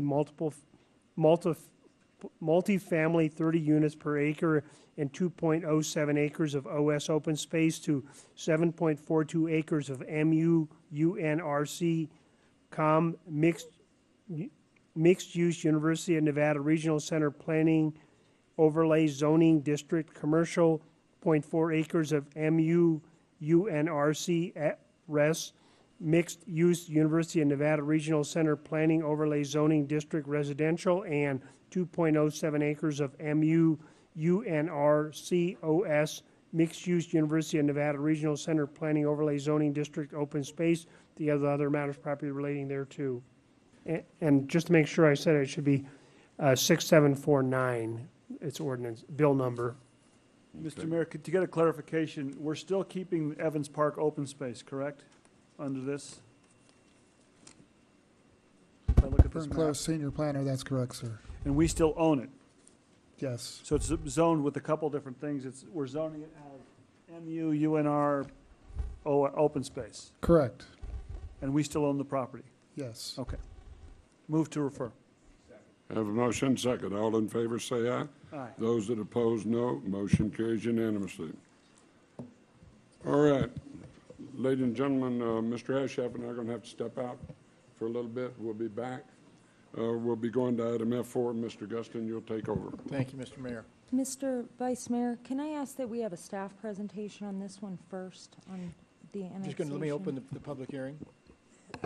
For the record, proper notice was given. We received 5 letters in opposition, 1 letter of concern, and 1 letter of support. Thank you. Yes, we certainly can. We have a passel of people that want to speak. Would you request to have the report first? I want to make sure, because we did get a legal memo on this, and I just want to clarify from staff what we're doing and then hear from the public. Okay, let's. Different, this particular case, and so it may be helpful if I give you some guidance, perhaps before you have the staff report, if you ask if there were any written protests that the city has received. Madam Clerk, were there written protests? We've received letters in opposition.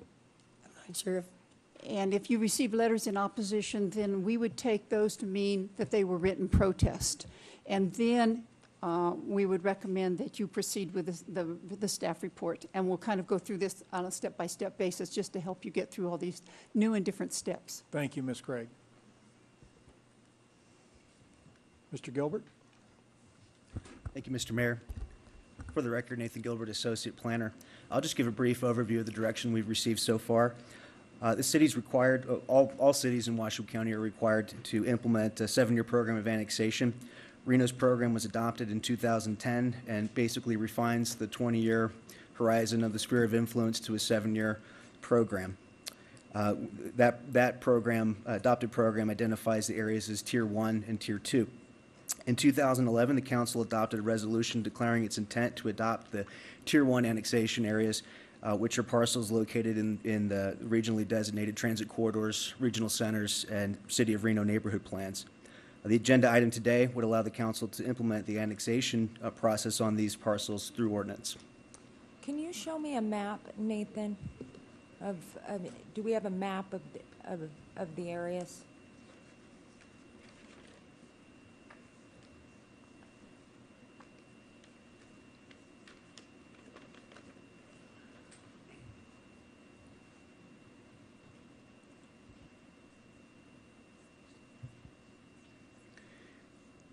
The areas are primarily located in the South Meadows along South Virginia Street. These are the areas within the South Virginia Transit Corridor, and then portions of the Southeast Neighborhood Plan.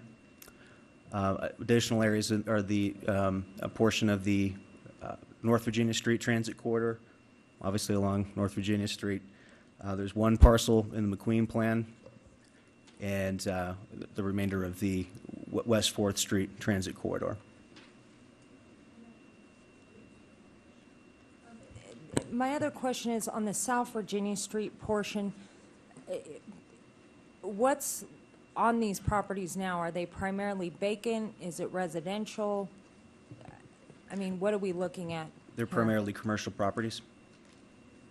Okay, so commercial properties. And then I think one of the, several of the letters that I've received, and maybe you can clarify for me,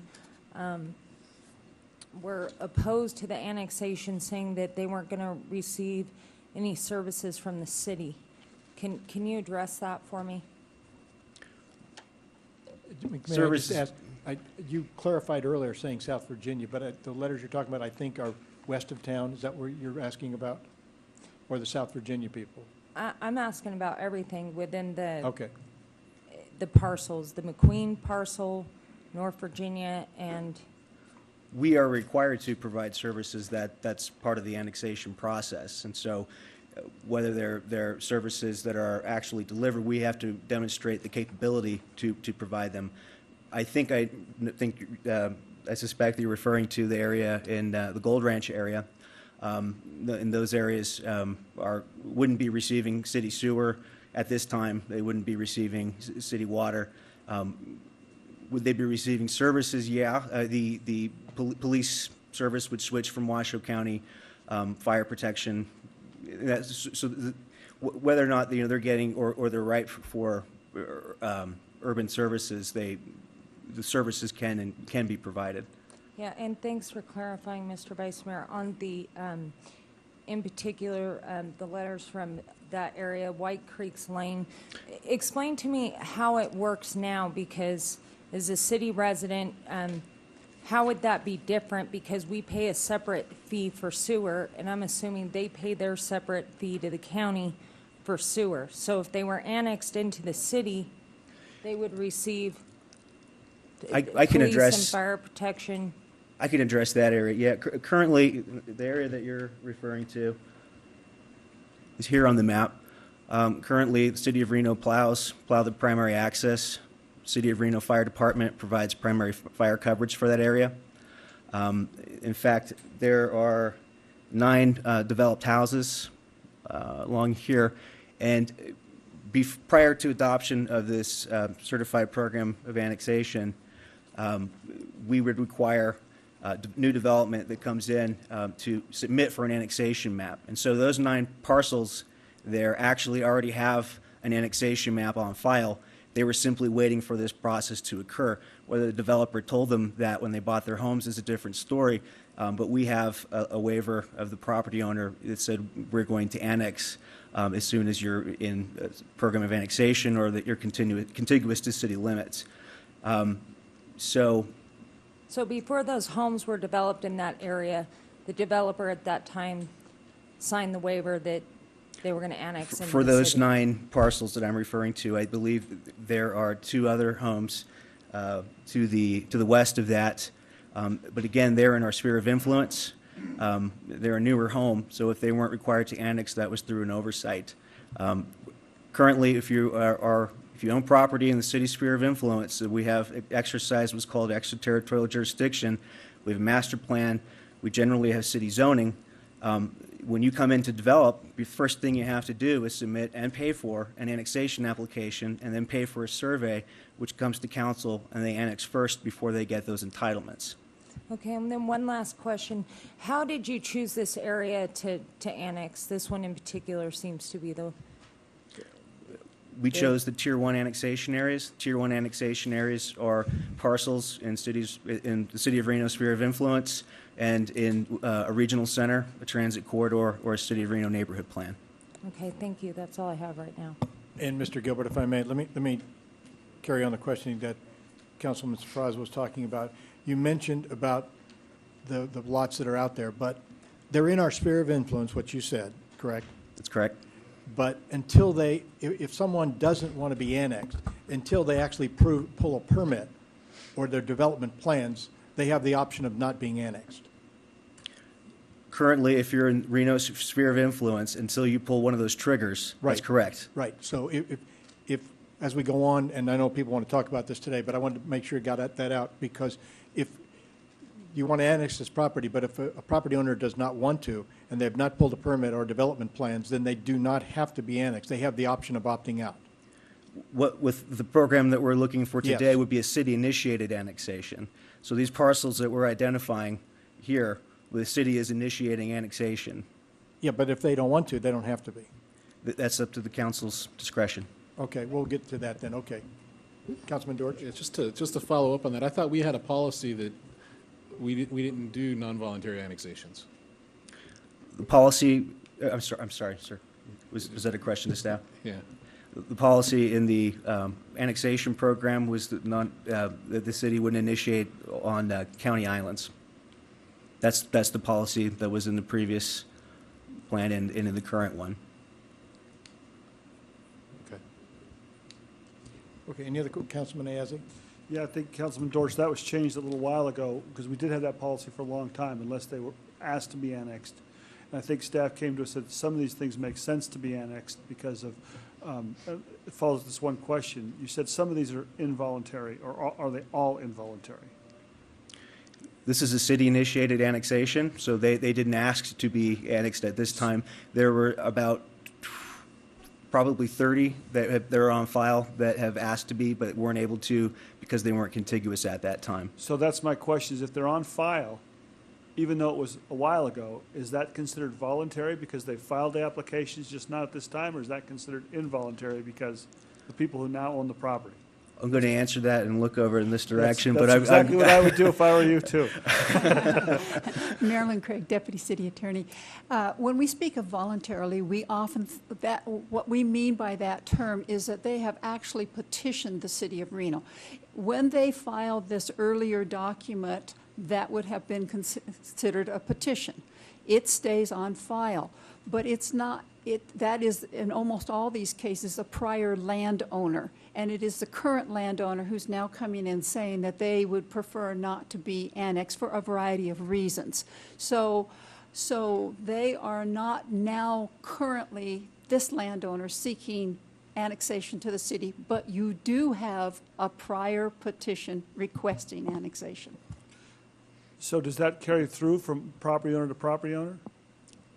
It carries through in the sense that the previous property owner, in order to develop the land, agreed to have his land annexed when it could be annexed. Because without that, then we wouldn't have allowed them to develop. That's correct. And a lot of these are on, I'm thinking some of these houses, because I've got questions on some other parcels, they're probably on city sewer. That's one of the reasons they wanted to come in. Some of the properties. I'm not saying every one of them, but some of them. Yes, that's correct. So these houses that are already built out there that you're saying, are they on, and I know it's an enterprise fund, but do they have a sewer system? There's over 300 parcels. It's difficult to ballpark I think that the one one. that Councilman Srazza started talking about, where the houses are already developed, and I know there's a lot of parcels. So let me change the subject a little bit and go to the north, to the one on Peavine. Flat piece of land, there's no development, there's no nothing there. Are we required to use our extraterritorial jurisdiction in our TUMSA by state law? Or is that just something we choose to do? That was a direction from legal counsel when we master planned the vast majority of the sphere of influence. When land is placed into the sphere of influence under the regional plan, then the city has to, the next step is that the city then master plans that area. Once the city informs the county that it intends to annex and does the master plan, then by law, we then exercise extraterritorial jurisdiction. So it's a kind of a, we take a step, regional takes a step, then we take a step, and by taking that step, it results in our then having to exercise the extraterritorial jurisdiction. So I look at this parcel up on Peavine, which is in the north, that it looks like a 40-acre parcel to me. It's in our sphere, but it's not annexed. In fact, that map is different than what we have on our GIS map server. It doesn't show that parcel to the south being in the city limits of Reno when I look at the map server here, so I'm not quite sure which one's correct. But I would like to know what's our ramifications. Why would we annex that piece right now? Because we don't provide any services at all. It's a vacant piece of land. They're not going to develop it. The policy was when the resolution was adopted was, let's look at the Tier 1 areas, and the Tier 1 areas had a very simplistic mode of looking at it. If you're in a regional center, if you're in a transit corridor or a neighborhood plan, for whatever reason, this odd fellow here in the hills is in the McQueen neighborhood plan. It's that basic. So if that's something the council would like to address. Can we take out pieces of this, or is this all brought forward as one? You can take out pieces if you want. If you receive a protest, I think council probably has the authority to take out a piece if they chose to do so, even if you didn't receive a protest. Okay. The typical approach is to receive a protest. Okay, thank you. Those are my questions for now. Following up on that, if we were to look at any of the 5 letters of protest that we have received and took action on those, would that create any kind of an island, which is what was attempted to be eliminated in the process from years back anyway? Would there be a restriction? I mean, I heard you say we could take them out, but is there a restriction if we would be creating an island? Councilwoman, that would be against the policy of the annexation plan and the master plan, but I don't know if that's a absolute limitation. But we do have policies that would discourage creating county islands, and if there were an action where you wanted to remove one from this plan in the surrounding area, if there wasn't an outlet to the county, a geographic outlet, then that would be contrary to master plan policies. And that's why I asked the question, but Okay. I heard you say you think. Is that a solid? Then after today, depending on what you do, there will be another step at next council meeting. And that will have to do with whatever you do with the protests that you received today. So we have another step beyond that. And that's when we'll be making a final determination as to whether all of it can be annexed, some of it can be annexed, some of it would not be annexed. All of those decisions will come next time. So I hear your question. We're going to get there, but it's not for today, this question. Thank you. Okay, let me open the public comment section of this item F4. Stephen Sung, is it? Did you wish to speak? Thank you. Stephen Sung, and I own a home on Whites Creek Lane, 1020. And my major concerns are that we do have county water and county sewer, and through the annexation, we would not be receiving any significant additional city services, despite the additional taxation upon our property. We have quite a few of our property owners here from Whites Creek Lane in the at the council meeting today, and we're all in opposition of the annexation because of the lack of any perceived benefit from the increased taxation. Thank you. Thank you. It's Maureen Zupon. My name is Jeff Zupon. I'm her husband. She had to step out because of work, but she went around this morning and got every signature except one in our neighborhood, and also, I believe, one of the other neighborhoods, including Mr. Duraskar, who owned all the property that the current in the Whites Creek area, the parcels that are being built on right now that we live in. I don't believe he knew, or, well, he's a pretty crafty old guy, but if anyone knew, he would know. But I mean, just by the fact that he was here for a little while earlier, but he had to leave due to a funeral that he was attending, he signed this as well. So for whatever, his intent was that he was protesting this annexation due to the fact that there aren't any significant services, as Steve had mentioned earlier. If you don't mind, I'll continue on my wife's behalf. Let me just ask you one thing. Did you say Jesse? Is that your first name? Jeff. Jeff, thank you. So some of the points my wife made, and she was kind of the one who, I was actually at a school in Little Rock for the last 2 months, and prior to that I was at a deployment, but I didn't get wind of this until my wife brought it to my attention last week. Things she wanted me to bring up: make sure you got the opposition letter, which it sounds like you did. And the opposed annexation was due to lack of services. No one plows our roads because it's a private road. Sewer, water, garbage, and a few other things. The fire comes from a county, Washoe County fire. Same with the law enforcement is also from the sheriff's office at the same place down by the Walmart right there at Demonte Parkway. Second thing, the annexation program goals: people who benefit pay costs. We don't benefit, so why should we? Policy 3 of the City of Reno annexation program: you need consent of the property owners, and in this case, if you want this document with the signatures on it, and it also has the addresses, I'll give you that as well at the end of my conversation. It says you need the consent of the property owners. Our entire subdivision is pretty much opposed to that. And submit petition letter from the subdivision, which I have right here, and I think that's pretty much it. If I may ask you a question, Mr. Zupon, I have a comment form here from the Dr. Duraskar, and he wished not to speak, but I'll read what he said. It might be enlightening to you and to the rest of the council. We're on county sewer and water. We are in private subdivision, and we take care of our own roads, snow removal, street lights. You made testimony correct, contrary to that you didn't get snow removal. We don't. Well, he provides it. That's why I say we don't get it from the City of Reno. Okay, that's what I was since it's a private road. Okay, thank you very much. All right.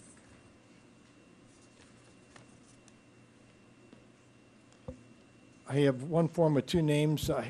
Does either Helen Cook or Russell Cook wish to speak?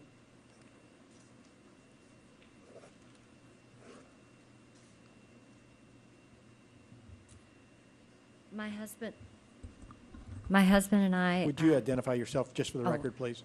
Helen Crook and Russell Crook. My husband and I have sent a letter to you dated June 5th. I assume that you all have it. It says that we do not want to be annexed into the city. We have owned this property since 1943, when the Plum Lane was a dirt road, and we have used it for agricultural purposes all of that time. It is still 80% agricultural use. We have 5 buildings on the property. When we purchased the property in '43, there were 2 buildings already on the property. We have since added 3 more buildings. One of those was added in the mid-40s. One was added in 1960. One's a modular house, which was added in 1978. There are no newer buildings on the property since then. All the buildings are in the small 20% section of the property that is not agricultural use. We run a small day camp in the summer. This is at Ranch Day Camp. It's been in existence since 1964 and still runs for 48 years. It is only operates 7 weeks out of the year. We own our own groundwater. We have a certificate from the state for that groundwater. We have our own municipal well system for the houses on the ranch. We also have our own septic system for the houses on the ranch. So we are not interested in either city water or city sewer. We couldn't afford them either. My husband and I are both elderly, and we are both retired school teachers. We also have protested the inclusion into the sphere of influence a number of years ago. At that time, we were told that, don't worry, you're not going to have to ever join the city. You'll never be annexed without your approval, without your volunteering. But here we are at a time when now you're trying to force us into be part of the city. We are still a small country island in the midst of a lot of commercial activity. We are not a commercial piece of property in terms of our usage. We are predominantly agricultural usage. We have cattle and horses. We raise a hay crop in the summertime. We also have a situation where we have a copy of the specific plan, South Virginia Corridor Specific Plan dated March 27th, 1997, that specifically says that the portion of the SPA on the east side of South Virginia Street is located within the sphere of influence for voluntary annexation. Thank you, into the city of Reno. Thank you very much. Peter or Mary Matthey, is it?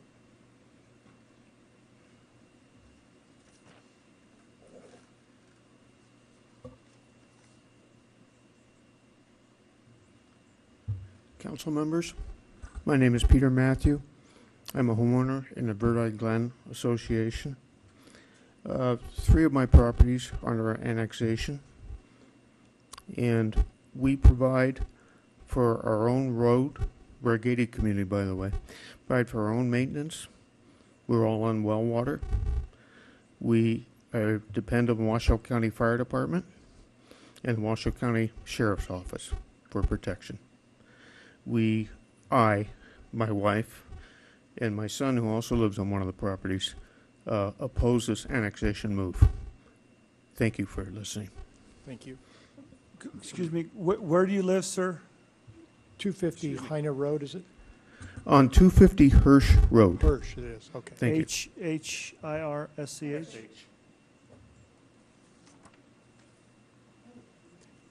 John Christensen?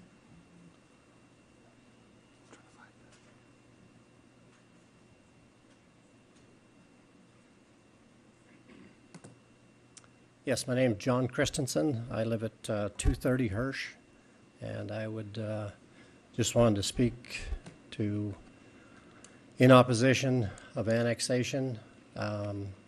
Several speakers will go over, that follow me, will go over many. I won't bore you with all the points, but we are on a private road. There's a half a mile of private road from the highway frontage road, and with the topography and our location, water and sewer service is highly unlikely to ever be brought to this property, and no other city services that I can imagine will we benefit from. And I'd just like your consideration in leaving us out of the annexation. Thank you. Thank you. Susan Oldham.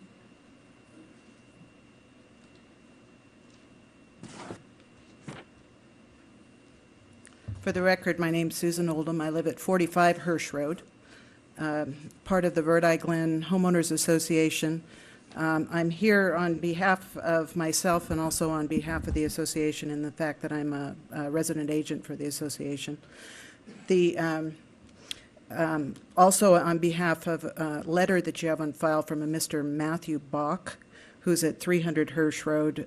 He also wrote in and asked to be excluded from the annexation. You may know this property. I think most of you are old enough to have gone to a fundraiser at Moya Lear's home. That is what is now the Matthew home. The property has been parceled, and a number of us have lots and homes down there. I have a small home, which was really the old cabin at the end, which has kind of a historic basis for it. The factors that were given in the report that refer to NRS 268-646, the report says that it's free of topographical constraints. This property, if you've ever been down there, you will know that it is all topographical constraints. We barely can get septic, fairly highly engineered septic, and wells on there. They have to be far enough from the river to not be involved with the river. They have to be, we have a 7.5 acre parcel, and they're really, it's all up and down, straight up and down, except for a very small area where we can barely get in a septic and a leach field and a well. And the home that we someday intend to build out there. 4 people have built new homes since this became part of the homeowners, part of the sphere of influence. At the time of the sphere of influence, we were in the process of parceling, and Mr. Hester stood up in front of Washoe County and said that we should be treated differently and allowed the county to do our parceling. And since that time, none of those 4 homes that have been built have been required to file a parceling that I'm aware of, and I've spoken with all of them. We have our own private road, our own private snow removal. Many of us border on the Truckee River. We have floodplain issues, and so part of the lot is built back or built up because of that.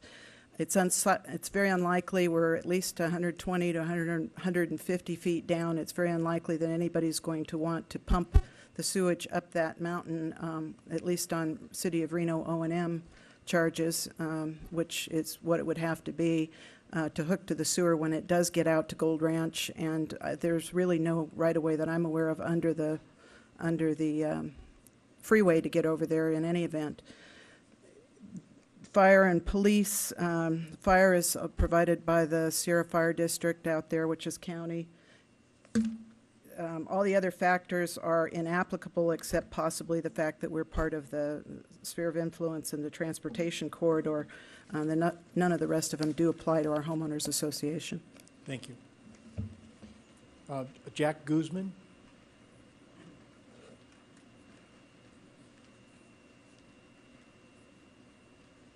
Afternoon, council members. My name is Jack Guzman. I'm at 190 Hirsch. I want to oppose the annexation of us into the city for the other reasons that the persons before me have spoken. But there are some other underlying circumstances here. Is number one is the topography of where we're located would be just really be not cost effective for the city to provide services even in the foreseeable future because of the lift station facility that would have to be put in to handle the sewerage and so forth, because we're some 150 to 200 feet below the freeway, and if there was access and they were going to bring services to us or annex us into the city, we would expect that those city services would be provided to us at no additional cost than any of the other participants within the city limits would incur. So with that being said, I think that it would be wise to leave us out of that particular city corridor. Thank you. Thank you. And Jim Davenport.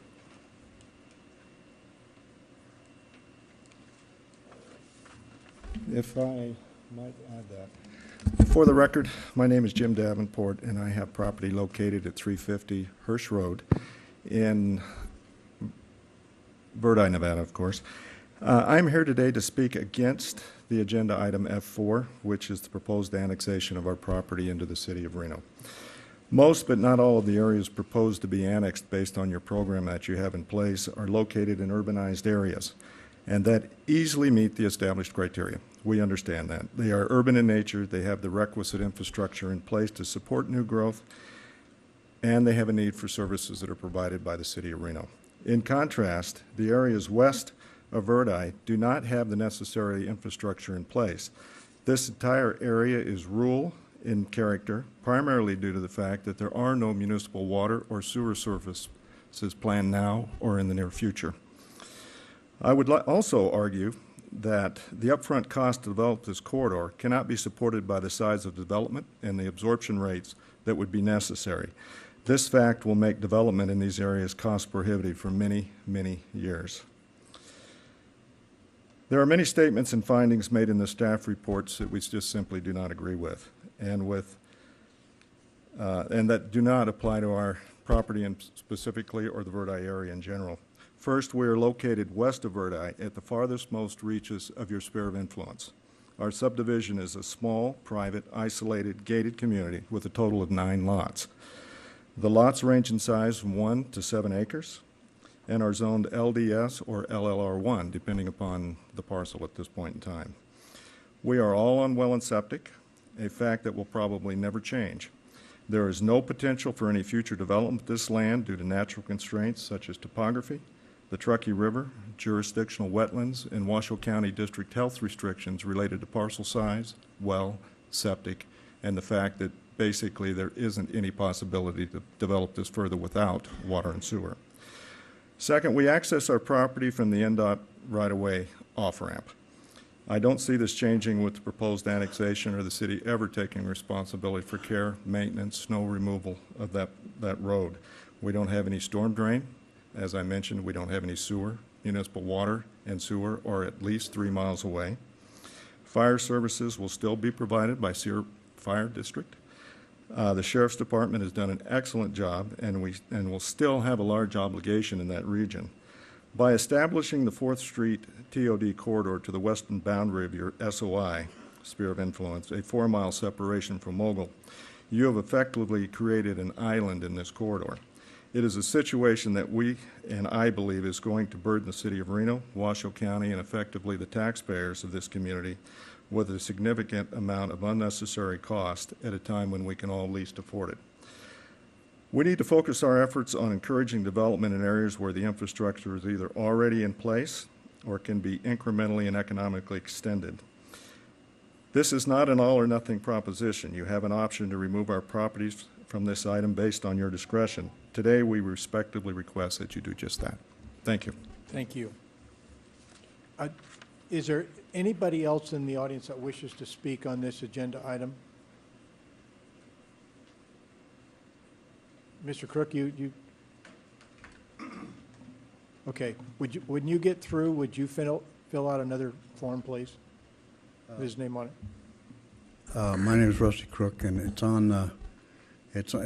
My wife and I put it in, and we should have put in separate ones. But I spent 8 years on the development of the Washoe County, or the sphere of influence. I apologize for my inadequacy. I just had a stroke a couple weeks ago, and it left me a little weak. But we worked for 8 years on the Southwest Corridor. We were promised, and I was on the board because I was one of the only people that didn't have a house. I had property. And we were told And we were told by the planning committee when we were put in the sphere of influence, we were guaranteed that we would never be forced to be put in the city. We've been told this several different times. It's in writing. You have it in writing in the sphere of influence that it's not mandatory that we be put in the city, and we don't want to be put in the city. We're not commercial. We raise cows and kids, and that's it.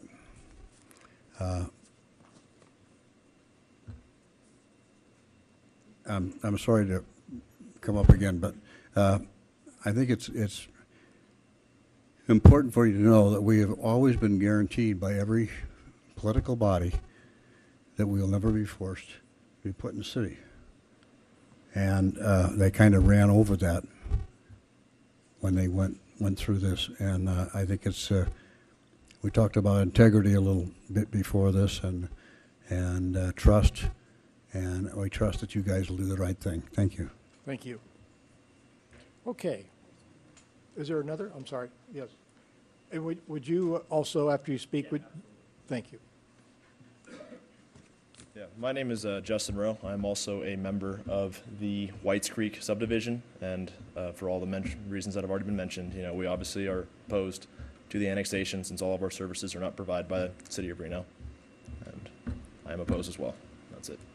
Would you go with the clerk and fill that forward now, Yeah, please? absolutely. Thank you. Thank you. Okay, and Ms. Craig, you said earlier that we would consider whether the written protest should be granted. You can ask questions of staff, so on and so forth. So would you consider that the testimony given by the public comment is a protest? The state law draws a distinction between written protest and verbal comments to the council at the time of the hearing. However, I think that to give full due process and that you should consider the verbal comments made by anybody today as a protest and treat them essentially alike. I think that's only fair. And you haven't had the privilege of looking at the comment forms, but each person who came up identified their property, their address, and I think it was pretty clear what their meaning was. So I concur with your It's just decision. that state law treats it differently, and so we're trying to follow state law, yet provide as much due process as we can. And we're going to get to that stage in this hearing where those distinctions are made. But nonetheless, we'll keep going. Okay, and if anybody wishes to stand up and say differently, but one of the procedures for today is ask each person who has protested whether he or she wants the protest considered as a denial of annexation as a whole to state his name to the clerk. But I've got all that, and so that we can that requirement is here, in these. I think you can.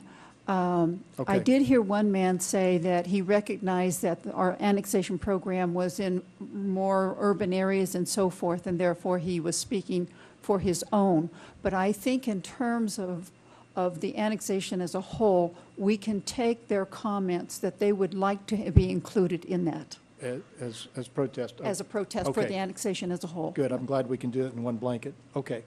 Let me bring back the council. So are there any other comments about this? Yes, Councilman Azzi. A couple questions maybe on the Whites Creek area, because I know this is a contentious issue on another issue, and these people might want to stick around for a little bit when we talk about fire. Who actually provides fire service out there?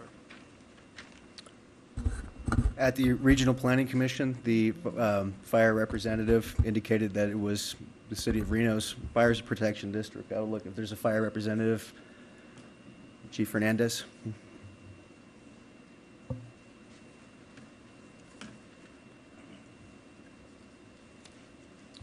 Good afternoon. For the record, Reno Fire Chief Mike Hernandez. The area that we're specifically questioning, is that the Thomas Creek area? Whites Creek, down at the very... Oh, in Verdi? Right. No, down south of town. Oh, that area is served by Reno Fire Station. That's actually the hybrid station, Station 14. It's Reno staff. That's a Truckee Meadows station. And because of the interlocal agreement, it's also serviced with additional fire assets from Truckee Meadows as, again, part of the interlocal agreement. And then we do have some automatic aid agreements that encompass Sierra Fire Protection District. So they do respond on some of those calls, but however, it would be the Reno TM station number 14, which is in the Walmart South area. And do they get different coverage than they do if they're in the city limits? No, right now? what they get now is what we would currently provide, and what they would get tomorrow is exactly what we provide right now. Thank you, Chief. And not for you, Chief, thank you. Who provides the snow plows on Arrow Creek Parkway? Is that the county or the city of Reno? Nathan Gilbert, Associate Planner. That's the City of Reno. Then maybe I can ask Mr. Zupan. Is that correct? I think here's my problem is sometimes you do get services from the city that you don't know you get. So if we could show you that you do get fire department protection and you're snow plowed to get to your house, I understand that you plow, but we don't plow hardly anyone's neighborhood anyway. Are you not getting some service from the city of Reno? Well, I didn't realize there was the interlocal agreement between Washoe County and, I thought it was all just a county. That's why I wanted you to hybrid. stick around, because they're talking about disbanding that, so that could be of interest to you. Oh, well, but there's still all the other services that we don't get that are county provided, so. And what does the county provide you? They provide us water, they provide us sewer. Don't they provide those, you pay those separately from your property taxes? I believe so. You pay a fee, because there's a lot of Reno residents that are on county sewer. And there's a lot of Reno residents who are on county water. And a lot of unincorporated residents who are vice versa, because we have this, whoever's closest gets to provide that. So it's not really. Whenever I get my bill, it generally says Washoe County on it. You know, I have about 3 different bills from Washoe County, and I think only 1 from the city of Reno. And that's what I'm trying to explain, is it's just we usually provide it so it's less expensive. So whoever goes in there, you can provide that service, because it's cheaper for that homeowner to get that service, because rather than have a Reno water. In fact, Reno doesn't even own a water company. It's owned by someone else. So that's not a service that we provide anyone anyway. So But what I think the big point, though, for me is nothing's going to change if you annex me. I'm still going to do what I'm doing today. I will do tomorrow. I will absolutely agree with you on that. What's in my mind all the time, I think the people in Verdi have made the case they're never going to be urbanized. We're never going to go out there. They're never going to develop to the level you are. But you are developed and you get the exact same services the people in the city of Reno get, and you pay far less in taxes. That's an issue I do have. But maybe that was part of the reason why I bought where I bought, you know, because the house is only 3 years old. I understand that too, but the person who developed that property has something on file saying, when I develop this, you will annex it. Now, I can't speak for Mr. Duraskar since he's not here, but he was here for a little while today, and he was the guy that owned all that land down there at one But time. we or have those another. on file. Correct. I mean, I'm not saying that we're right either. If I brought those out and said, here they are, and he signed them, would that change your mind at all? I still feel the way I do. You know what I'm saying? I know. We're both just, it's more philosophical than anything else. But if the city of Reno were to come in and change that, then I think the annexation policy should go forward at that time. If the city of Reno is to take over all the services, if the city of Reno, when it starts growing again and more housing developments start filling in the holes down there, I think at But that. we do provide all those. You said your wife had to go to work. Where does she work? She works for Merck, And where's that located? basically our house. Oh, okay. Then, okay, you're self-sufficient. Okay, that's, I just wanted to make that comment, so thank you very much. Okay. Mr. Zupan, if I can ask you a question. Yes, sir. Because you said your wife went door to door, and you gave a list of people who didn't want to be annexed. In opposition or protesting. In opposition. How many people were on that list, just roughly? There were 13. Okay. The reason I asked that question, Ms. Gregg, is we talked about the people who came here and filled this out as being a blanket. Would those 13 people be included also as protesters? Well, I knew you were going to ask that question. I think that if they sign that document and their intent was that we are opposed to it, that you should accept it and we should treat it that way. Thank you. Thank you for the clarification. Councilwoman Safraza. Yeah, I do want to get back to the, Nathan, when the developer came in, were those lots approved by the council contingent on the developer coming into the city? Nathan Gilbert, Associate Planner. Yes, they were.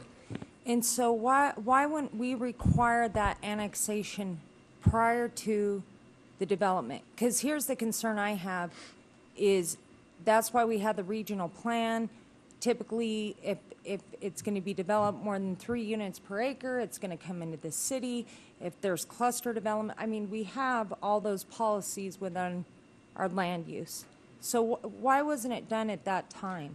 There was an annexation, before they can move forward with entitlements, and I'm only referring to those 9 lots. I could be wrong, but I believe they're called River Oaks subdivision. It was a 9-lot subdivision. In order for that to move forward, the property owner at that time said, okay, in order to get entitlements, you have to file for annexation, and the representative signed a waiver saying that when these properties are contiguous with the city of Reno, or they're incorporating the annexation program, we'll go through the process of annexation. That doesn't mean that you would have had to have annexed them, but you would have had to heard that, and they would not have been able to get their entitlements to move forward had they not applied for an annexation. Okay, so specifically on that piece, so what happens if we take, because I do think, just listening to the public comment, they bring up some good points, and we have said that we're not going to do involuntary annexations at this table. So what happens if we take these pieces out? Does it then create an island? Which pieces are you referring to, Councilwoman? White's Creek. White's Creek? No, that would not create an island. But we would, because that application is still active, the annexation application on those 9 lots is still in play. It was awaiting these previous decisions. That would be, if it doesn't go forward here, it would go forward again on its own merit as an application. So you would see it again even if you chose not to pursue it here. Because it was already stipulated to in order to get the entitlement rights. That's correct. Okay, so that one may be different. And then on the other pieces, I'm sorry, the ranch land. Are you talking about the Crooks property? Correct. That one as well. Would that create an island on that particular piece? Because how would that benefit the city? There's no commercial development on there. It's vacant agricultural land. Obviously, they don't have a huge demand for service, for public safety, or. This is the 2 parcels that the Crooks own behind the Walmart on South Virginia Street.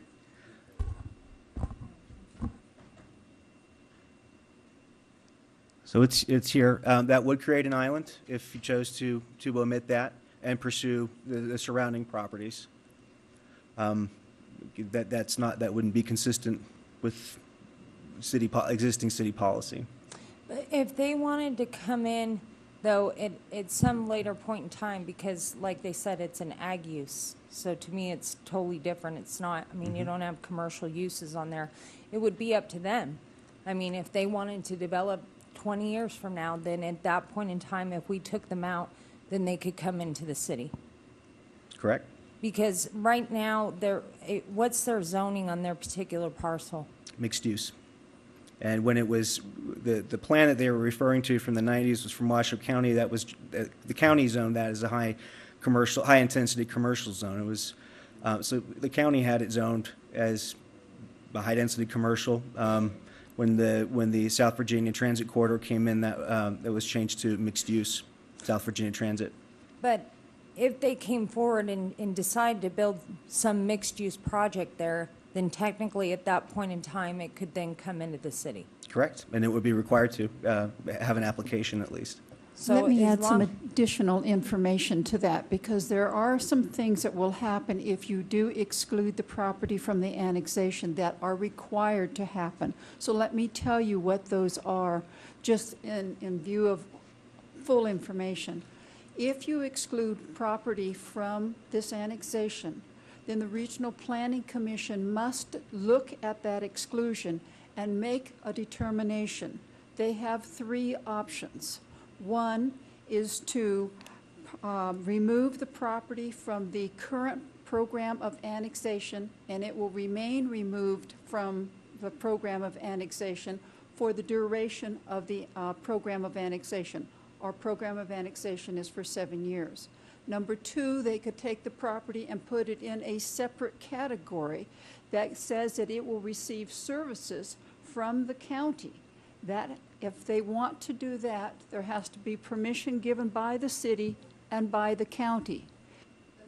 option is they may leave the property in the program of annexation. So I want to be sure you understand that if they're not in, if they don't come in now, that they may not be able to come in due to one of these situations that Regional Planning Commission or Regional Planning Agency will make. Now, those are always subject to change further down the road. And there is always The a period of time, Marilyn, is 7 years? The one category is that they be removed from the program of annexation and for the duration of the program of annexation. The other is that they receive county services. They're put in a category to receive county services with the permission of the city and the county. There is no time limit on that one. Well, I take that back. The time limit on that one is the regional plan, the current regional plan. And then the third one is simply to leave it in the program of annexation. So there's some time limitations in which it's possible that they could come into the city if they change their mind. Also, I want to tell you that it is possible that they could change their mind and want to come in under a voluntary annexation under 670. Yeah. So there's that possibility. Now, there has been some opposition to 670 annexations. And as you know, we are in the Supreme Court on that issue. So, But Marilyn, I guess I understand what you're trying to say, but I think everyone here knows, I mean, is opposed to being annexed. And I think that the case that they're making is a legitimate one. I mean, they're on the county sewer and the county water. So if we exclude these parcels, I mean, I guess everyone in this room knows that they can't come in for annexation. well, if they wanted to. Not necessarily. I just don't want the misunderstanding that they can come in whenever they want, however they want.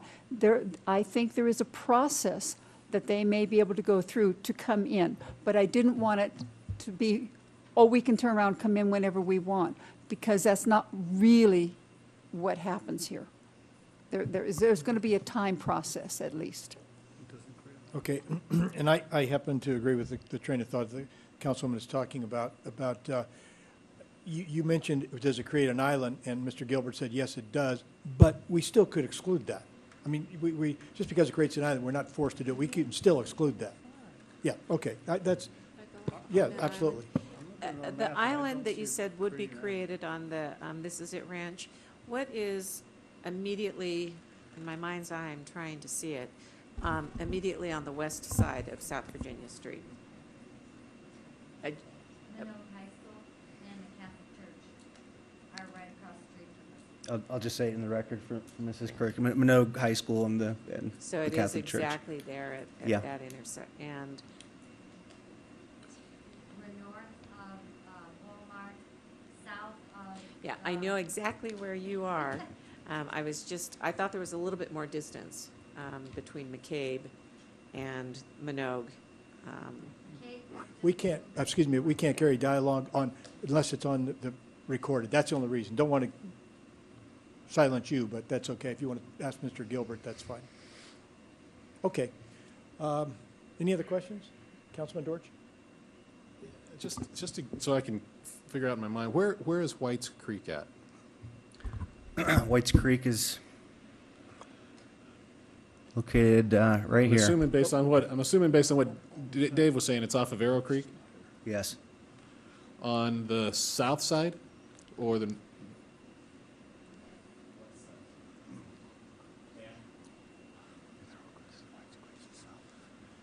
Jeff Zupan again. Do you know where the yellow library is and the Little League Baseball Park's right there? Wedge Parkway and Whites Creek is the intersection right there at the Okay. yellow library. I know where you're talking about now. Okay. And it's the west part if you go up that street Right. west. Thank you. Thank you. Okay. I think we've asked all the questions. I'm sorry, I have two more quick questions, All right. follow-ups. On the Whites Creek, did somebody tell me that the streets are privately owned? It's correct. The internal circulation of that development has private streets. Nathan, I'm sorry, but would you identify yourself just so I'm we sorry, know? Nathan Gilbert, Associate you. Planner. And then you're saying if we take out the This Is It Ranch, it creates an island? Or Nathan Gilbert, Associate Planner, you're talking about that the Crooks property? Correct. Correct. If you were to pursue the annexations of the surrounding properties and exclude the Crooks property, that would Oh, I see. If we were that would gonna leave do- an island. Going to do the rest of them, Mhm. okay. Okay.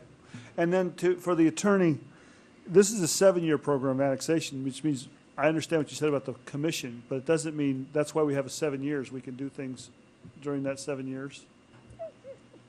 You will do, in all likelihood, another program of annexation next year, each one for 7-year period. Okay. It is up to regional as to how they categorize the land that you remove from the annexation. And one more question, like on the Crooks property, could we put in I don't know if we could say we're going to exclude you if you sign a document saying if it changes ownership or if you develop it, then you will waive your rights to annexation, or, I don't know, is there something we could do there? I don't think I would recommend that. Okay, those are all my questions, Mr. Vice Mayor. Okay, I just have one other thing to say, and I didn't say it earlier. I need to, identify that I spoke with Mr. Davenport on this, so just so it's on the record that I did speak to him prior to this hearing. Anything else? Okay? Motion? Is there a motion? Yeah, I mean, I think, at least with the sense I'm getting, is we're all okay with excluding the areas that are protesting today. So we'd exclude the Whites Creek area, we'd exclude the Hirsch Lane area. We don't need specific parcel numbers? Well, we anticipated you might do this, and so what I recommended to staff is that once you make your motion, then refer the remaining properties to the committee as a whole, and during the next 2 weeks, we'll try and figure out what those property numbers are, the APNs, and use that for the next step, pulling them back out. We think we can do it. It is obviously technical because we need a legal description. And it would be my intent that we would exclude the entire area. So if there was someone that's not represented here or not represented in the protests, that, I mean, we wouldn't annex just one parcel in those areas, that we would exclude those entire areas. I mean, I'm assuming, based on what I've heard, that everybody's represented, but, I mean, just for the record, I would make sure that we are excluding those entire areas. The public comment cards and the list also supplied by. Right. Mr. Mayor, may I? Yes. One issue with that, Nathan? I'm sorry, Nathan Gilbert, Associate Planner. I just wanted to bring to your attention one potential issue with that, particularly in the Hirsch Road area, is that you've heard protests primarily from property owners along the river. However, that area extends further out. City limits already extend down by the river. They extend down.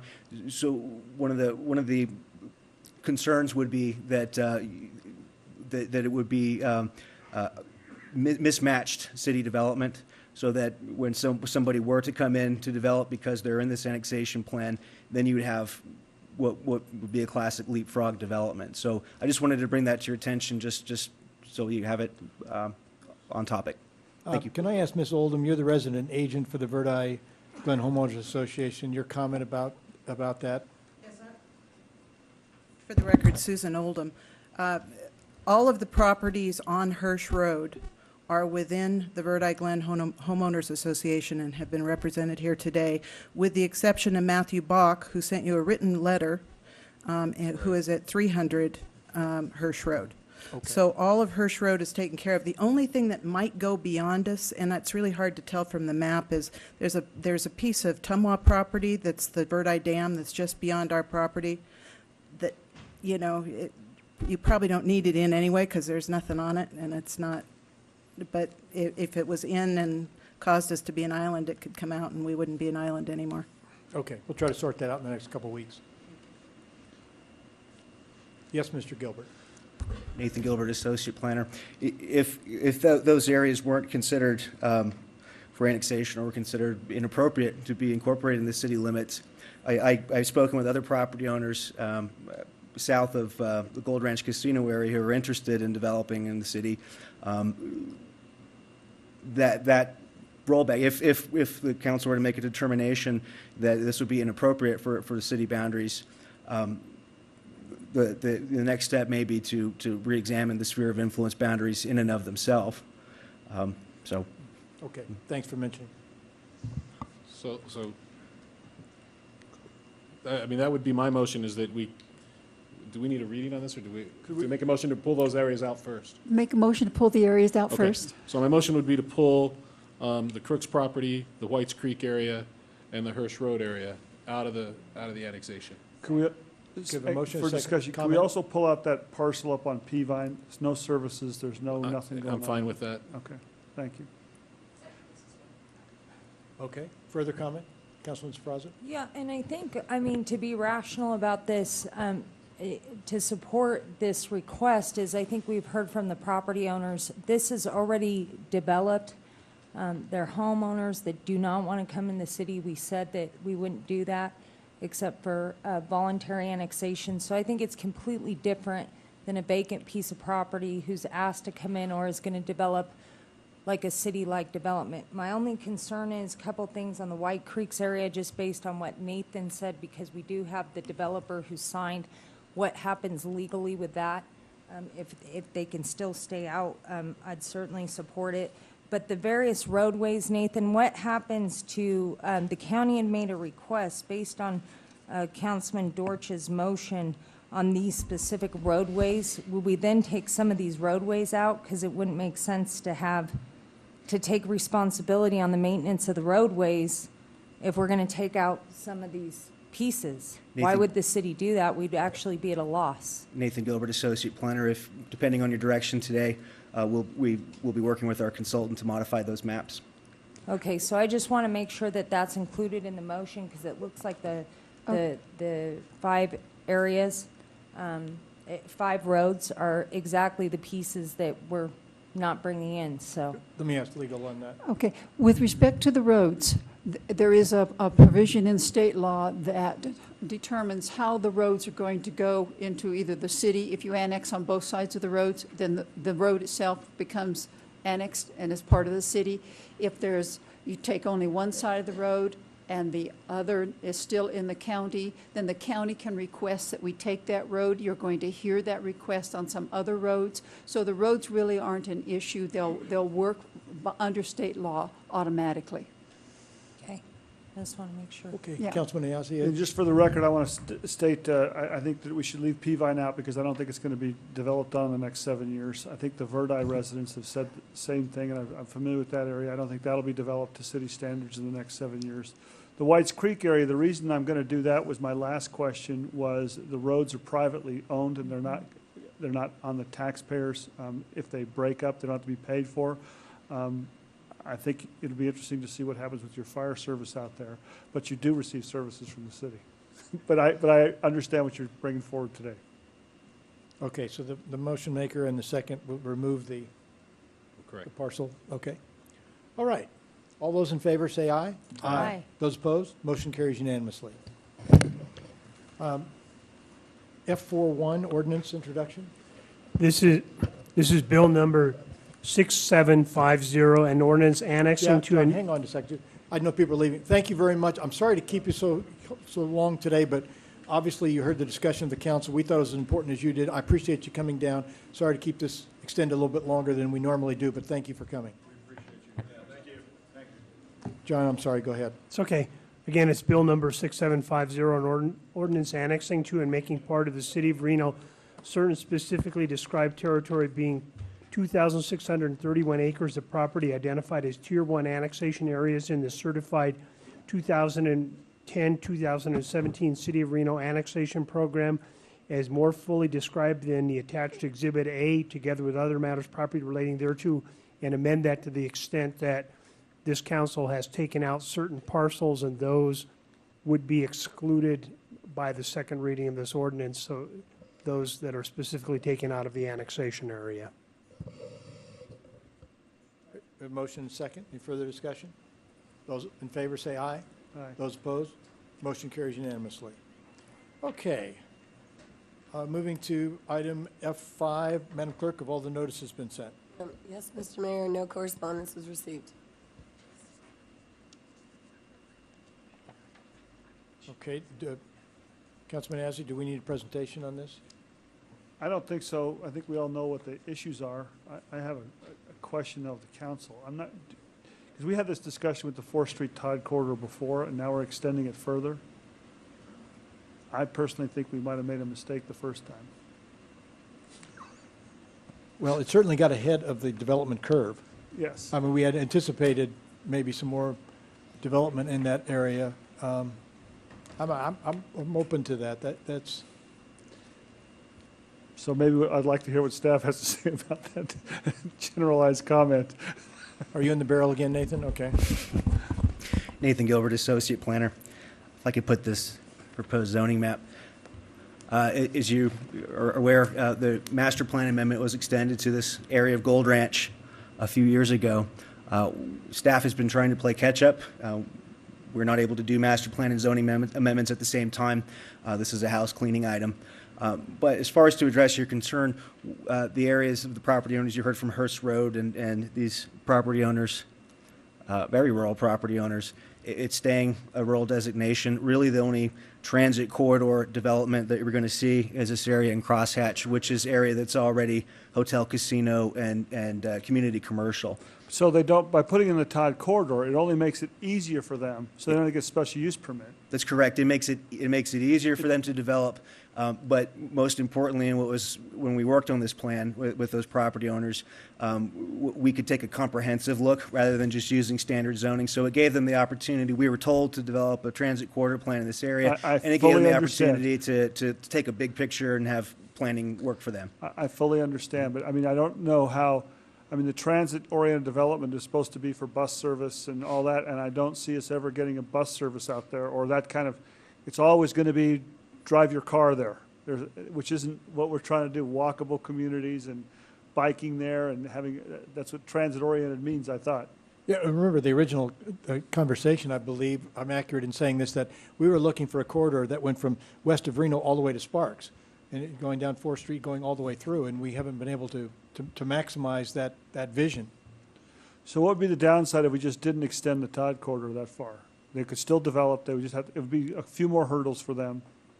Nathan Gilbert, Associate Planner. The reason the master plan was extended, area was extended over there, was because we were required by law to be in conformance with the regional plan. The regional plan said that we needed to extend it to Gold Ranch and had parameters for the area that it needed to cover. So to be in conformance, or master plan to be in conformance, that's why we did it. And at the same time, regional planning is working on ways that people can take things out of the sphere and reduce it back down. I know Sparks is doing that. I don't know. For me, I think we should deny it, but I don't mind continuing it if you think we ought to have more discussion about it and talk to people. It's sort of up to the other council members. I'm not, it's sort of in your ward and sort of in my ward, Dan, Exactly. so. I think you pretty much said it, Dave. It hasn't expanded or come to fruition as we thought it would, as it was presented back before. And I understand, nothing wrong with that presentation, what we were trying to do, but it just seems like it's so far off that either we continue it indefinitely or, yes. Nathan Gilbert, Associate Planner. One area of concern was that there is some development there. Mr. Davenport has developed down there. We've another property owner that I know is looking to expand her property, parceling the property. We need zoning to do that, and by adopting this zoning, we'll ensure conformance with the master plan, and we will enable them to do that and to move forward. By not doing so, this may cost property for those property owners who want to develop even minor amendments to their property. So that may be one reason to consider it. Thank you for the explanation. Councilman Deutsch. And if we don't do this, Nathan, if we don't do this, we would need to do a regional plan amendment and a master plan amendment? Nathan Gilbert, Associate Planner, that's correct. Okay. What's that cost us? Well, it's just staff time. Staff time, not, okay. Or what? Pardon me, Dave, for what? did you Or say? what? Well, at that point in time, I don't think you could draw a permit because it'd be conflicting, correct? Yeah. Councilman Sfraza. But Nathan, can I ask a question? Because essentially, that person could still come in and apply. The only difference is they're going to have to pay the costs associated with your time to apply for that zone change. Am I correct? Nathan Gilbert, Associate Planner, correct. If they wanted to do a development there or a parcel map and there was no zoning, presumably they would need that to move forward. So I mean, so that's the issue too. I understand what we do with the Todds, and Nathan, I will say, I think you've done a great job. I'm sure it's frustrating coming back up here and if we postpone this, but you would still, the property owner still have the right to come in, and each property owner could request a master plan and a zone change. Yeah, they'd have to do a regional plan amendment, though, and a master plan amendment, correct?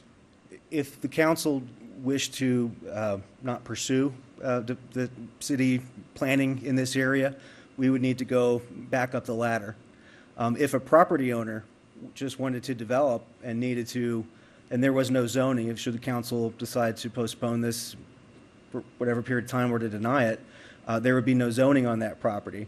So if they came in for a parcel map, we would look at, well, what's your, we look at the master plan designation and say, well, it looks like there's a variety of things you could be, whereas your zoning, you're going to have to apply. And that zoning would have to be consistent with the master plan designation, which at this time is a transit corridor. So I guess, Dave, my question then is, I certainly understand that this probably isn't going to develop into what we define as a Todd, but it does provide the zoning and the master planning for this area. So what would be the downside of going forward? I guess is what I'm looking at. I understand. I don't know. It's probably not going to be consistent with what's going to be built there as staying in the Todd.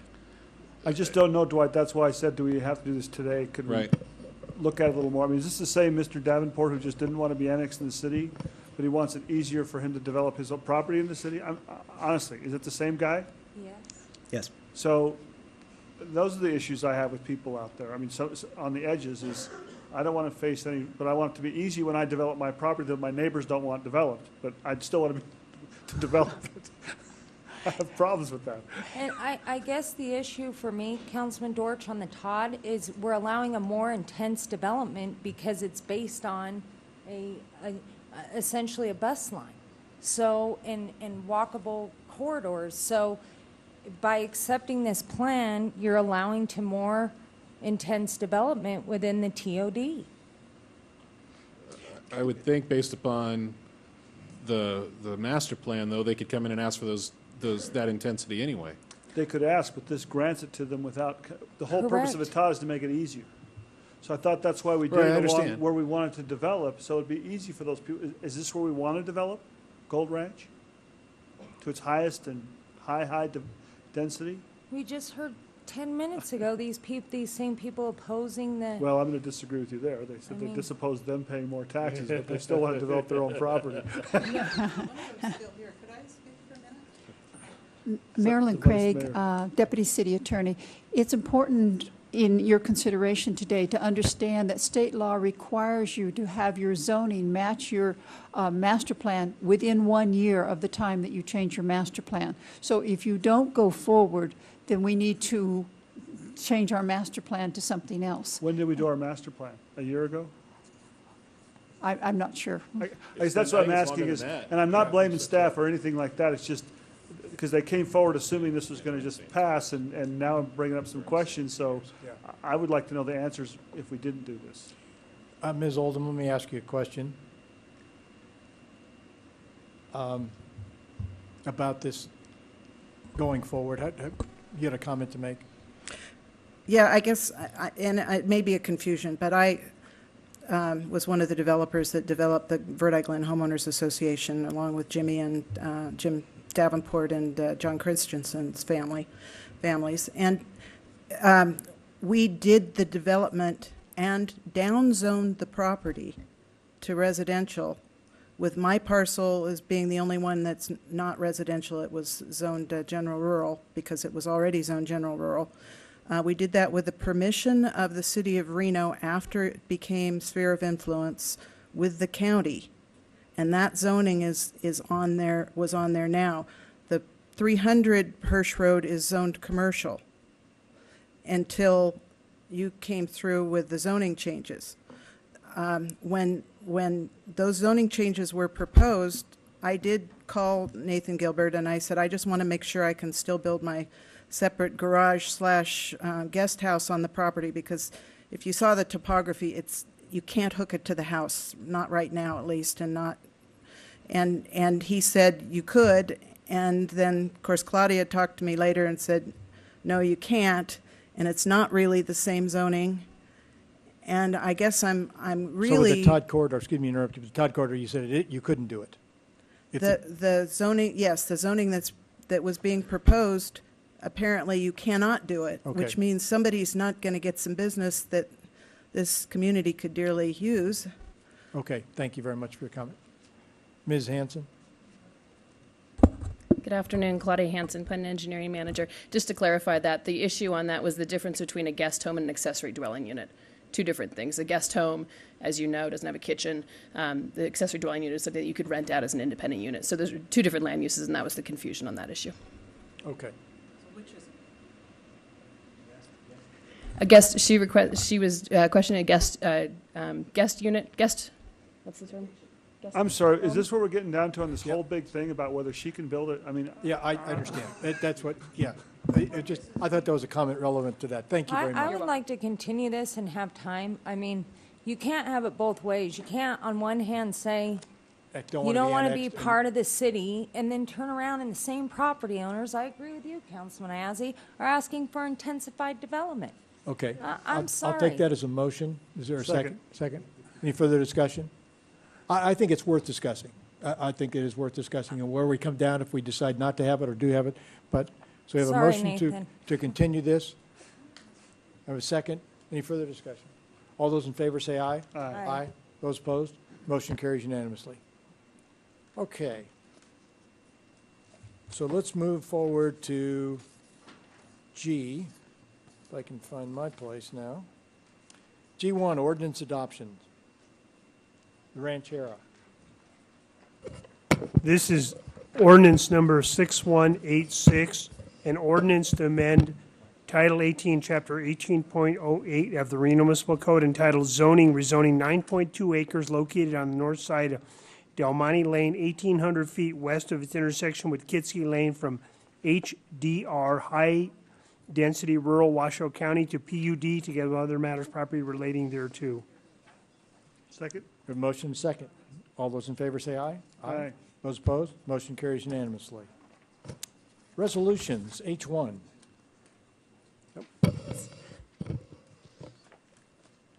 H1, please.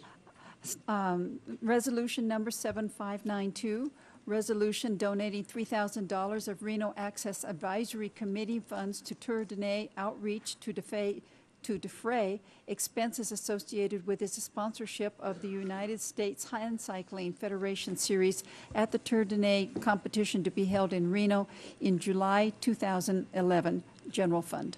On behalf of Pierre Hashev, okay, I'll second. A motion and a second. All those in favor say aye. Aye. Aye. Those, no. Motion carries unanimously. H2. Resolutions, Yes. Do we need, yeah, a renewal of. We have a motion and, Actually, let me ask you, do we have a second yet? Second, okay, for discussion. hi, I don't know if it's Jody or Maureen.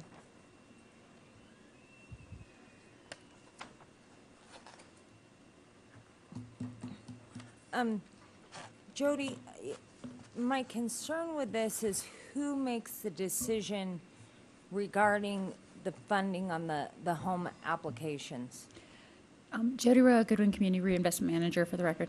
Councilwoman Saraza, in the intergovernmental agreement identifies that the technical review committee reviews the applications and makes funding recommendations that are then approved by the directors that are the managers of the three jurisdictions. Why don't we change that to the local governing bodies instead of having staff make that determination? Its staff does, well, I guess technically that is staff. Yeah, huh? it does. Sorry. Its staff does make the decision. That's true. Ultimately, they're ratified by the Regional Planning Governing Board, which is the electeds from the three jurisdictions. I understand that, but that's after staff's made the selection, essentially. Then the staff's recommendation then goes to I understand that. I was trying to think through why it ever got made that way, and I'm not really sure why the decision was made to go with the managers rather than the electeds, other than potentially it being a timing issue, because the way the process works is the funding recommendations are made by the Technical Review Committee in March, and they have to be ratified by April for the one project a year that typically goes after tax credits. They have to have that in place at that point in time. We can go back and look. My only concern would be is at this point we have to submit our current plan a renewal by June 30th, which we didn't actually think we needed to do until recently when HUD changed their mind. And we can go back and amend it if you would like. Well, we can at least talk about that. I don't see why this wouldn't go under the Human Services Consortium umbrella for them, for that committee to hear the recommendations. I'm concerned when you take the elected officials out of the process and you have staff making the final, I mean, essentially, they're making the recommendation when you're using a host of various federal funds, grants, the tax credits, and I feel that the council's out of the process at that point in time. And we did hear some public comment this year, and I'm not saying that I necessarily agreed with those public comments, but I do think that the points that they raised were valid, considering that staff was making the recommendations and not the elected body. So even if regional were to hear it, I don't care. I just think there should be some oversight by the elected officials and not staff. Understand. We have a motion and a second. Now, can we change that? I think we need to move forward with this, and then I think it's what Jody's saying is they can look at amending the policy and bringing it back. Can we do that? Yes, we can actually initiate those discussions then with you regarding what would be the preference. But we need to get this done for this month's deadline. Yes, to continue with our funding for the FY 11-12. That's fine. I'd just like to see this come back, though. I'll support the motion. I'd like to see it come back Okay. very soon. Not a problem. Great. We have a motion and a second. All those in favor say aye. Aye. Those opposed, motion carries unanimously. Thank you. Okay, are you ready for the resolution now? H21. Okay. Resolution number 7593, resolution renewing the intergovernmental agreement of the Washoe County Home Consortium for the Department of Housing and Urban Development Home Investment Partnership Program. Motion and second. All those in favor? Aye. Those opposed, motion carries unanimously. Let's move to ordinance introduction, I-1.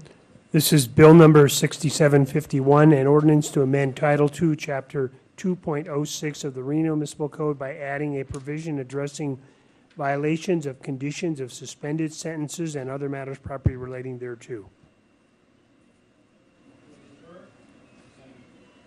Sit down, Jonathan. A motion and a second. All those in favor? Aye. Those opposed? Motion carries unanimously.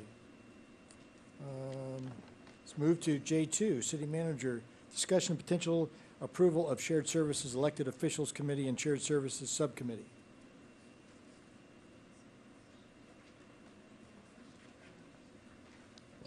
There isn't from my perspective, there isn't anything new from our last meeting, unless you've had any staff meetings. We as the committee have not met. So you're, at this point, you're ready to recommend for staff to adopt all of these items? Or would you like me to give the report on behalf of John Hester? Would you like me to read the 6 items that we're requesting? Could I ask you to identify yourself so we know who you are in the record? Yes, please? sir. Eric Simonson, Building and Safety Manager. Thank you. The Shared Services Subcommittee has completed their work on the building permit items. Eric, let me ask you a question. Are you talking about the 12 items? Is that what you're going to read? The 6 items located under discussion. Oh, okay. I see those, yes, on the staff report. Is there any clarification anybody needs on that? Do you need him to read those? I'm not trying to cut you off, but I think we've got that all on our staff report. Sure, absolutely. Do we have a motion to approve those? A motion and a second. All those in favor say aye. Aye. Those opposed, motion carries unanimously. Thank you very much. J3, discussion Direction approval of reimbursement agreement between the City of Reno and Northern Nevada Urban Development and Management Company. Peter. Good afternoon, Pete Walsh, Economic Development Manager. Staff is before you presenting this possible reimbursement agreement to assist the Tessera District in the continuation of future development, retail, mixed commercial housing. It's a reimbursement agreement that is drafted in phases. All phases will come back to council for approval. And if nothing is developed, then obviously no cost would be reimbursed to the developer. And this doesn't obligate us to anything right at this point in time, correct? No, not at all. And does it, so when they come in with any actual development and start looking at it, we can discuss the terms at that point in time? Absolutely. Right now, this is structured so that the developer can move forward with financing and achieving tenants. And they'll be coming back for all the phases. Councilman Ayazi? A couple questions on the agreement itself, like on the projects. I'm a little interested, we keep using the term without limitations. It says the project costs include without limitations eligible costs. There's no upper limit or what they can choose to use it for. Right now, staff has drafted that it would fall under NRS 271A for eligible costs. When the developer returns with the development proposal, at that point, council can make the determination if there's any cost associated with the project that they'd like to remove. Then I wonder why it says in this section without limitation. Why doesn't it just state that because there's another place where it says NRS blah, blah, blah, but this is seems like it's a specific paragraph. It's right under the very first paragraph under 3A.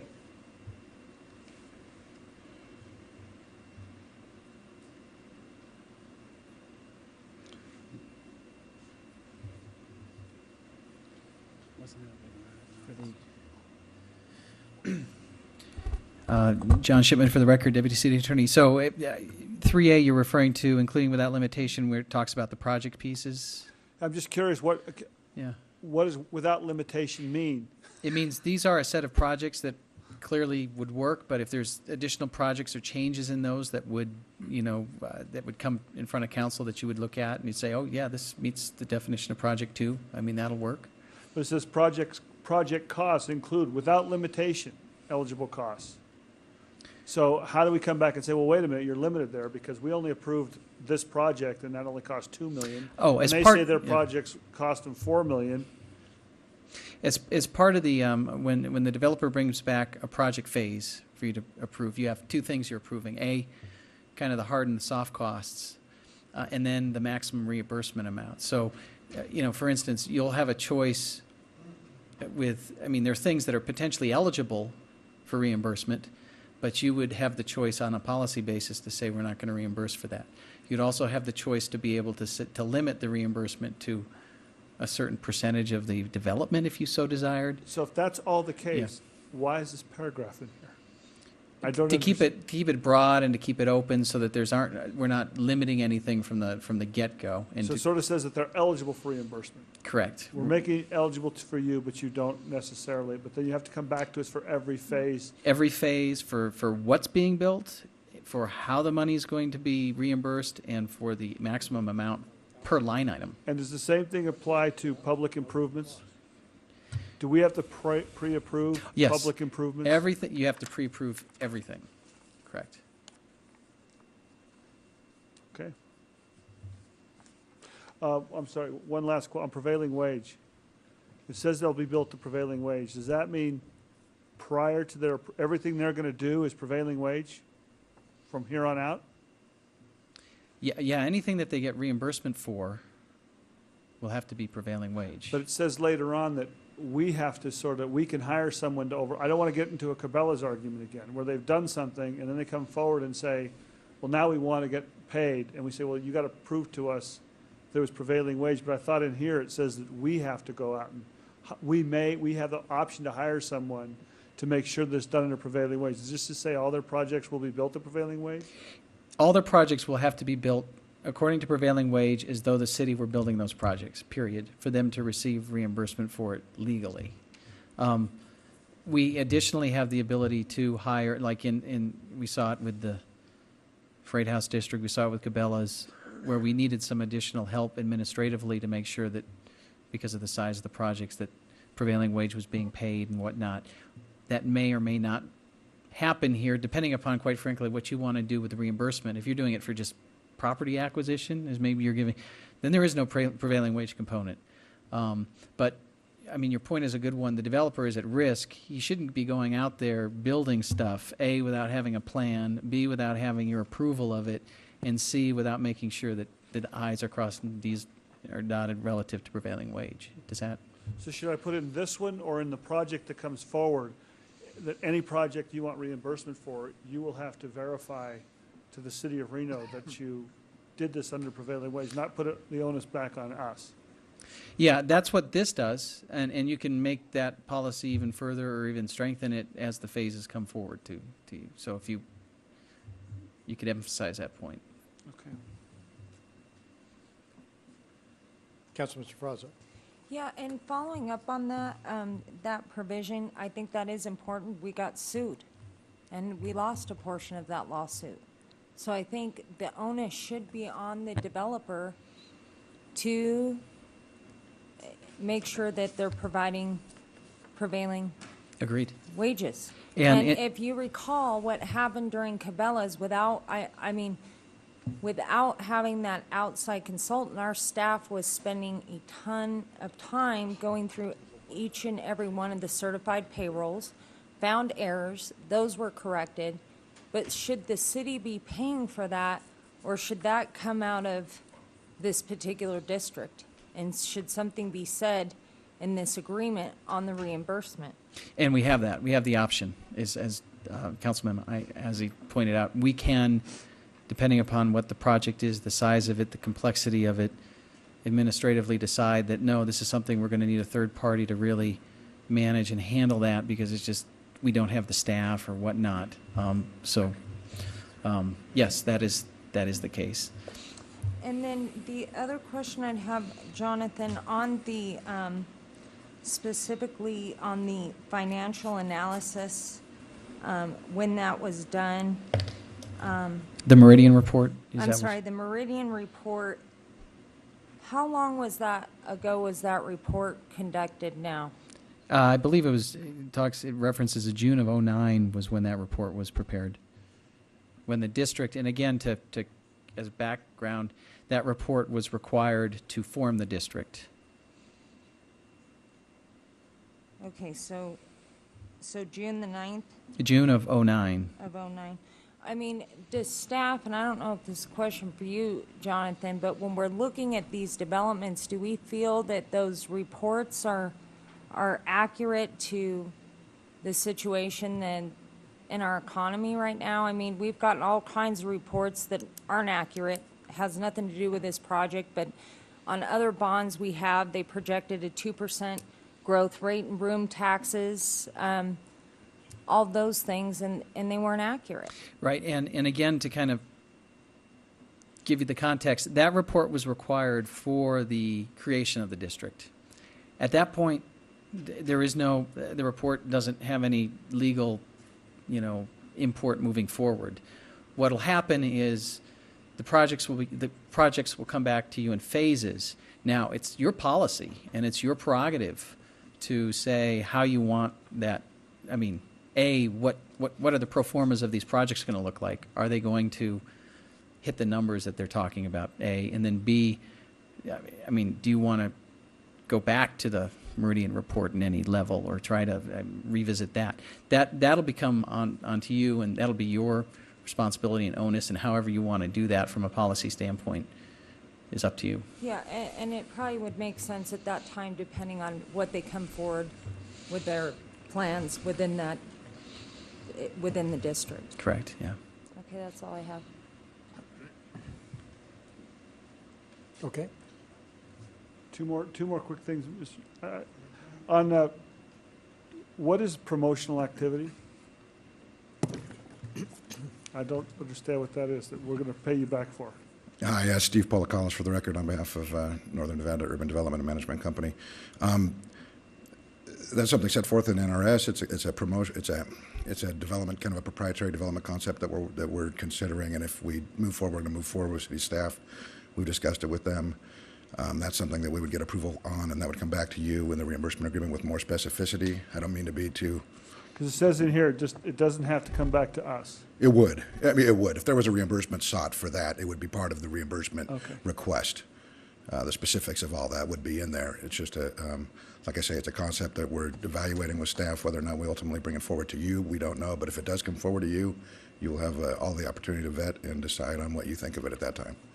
And my last thing, to make it clear, this is from future sales tax. This is not general fund money, general obligation money, nothing in existence right now. It's only if you create the funds. That's absolutely the you case. would get reimbursed for that. If we create sales tax in the area, that's increment that exists, because there's none now, and there has been none at the time of the formation of the district or subsequent from then.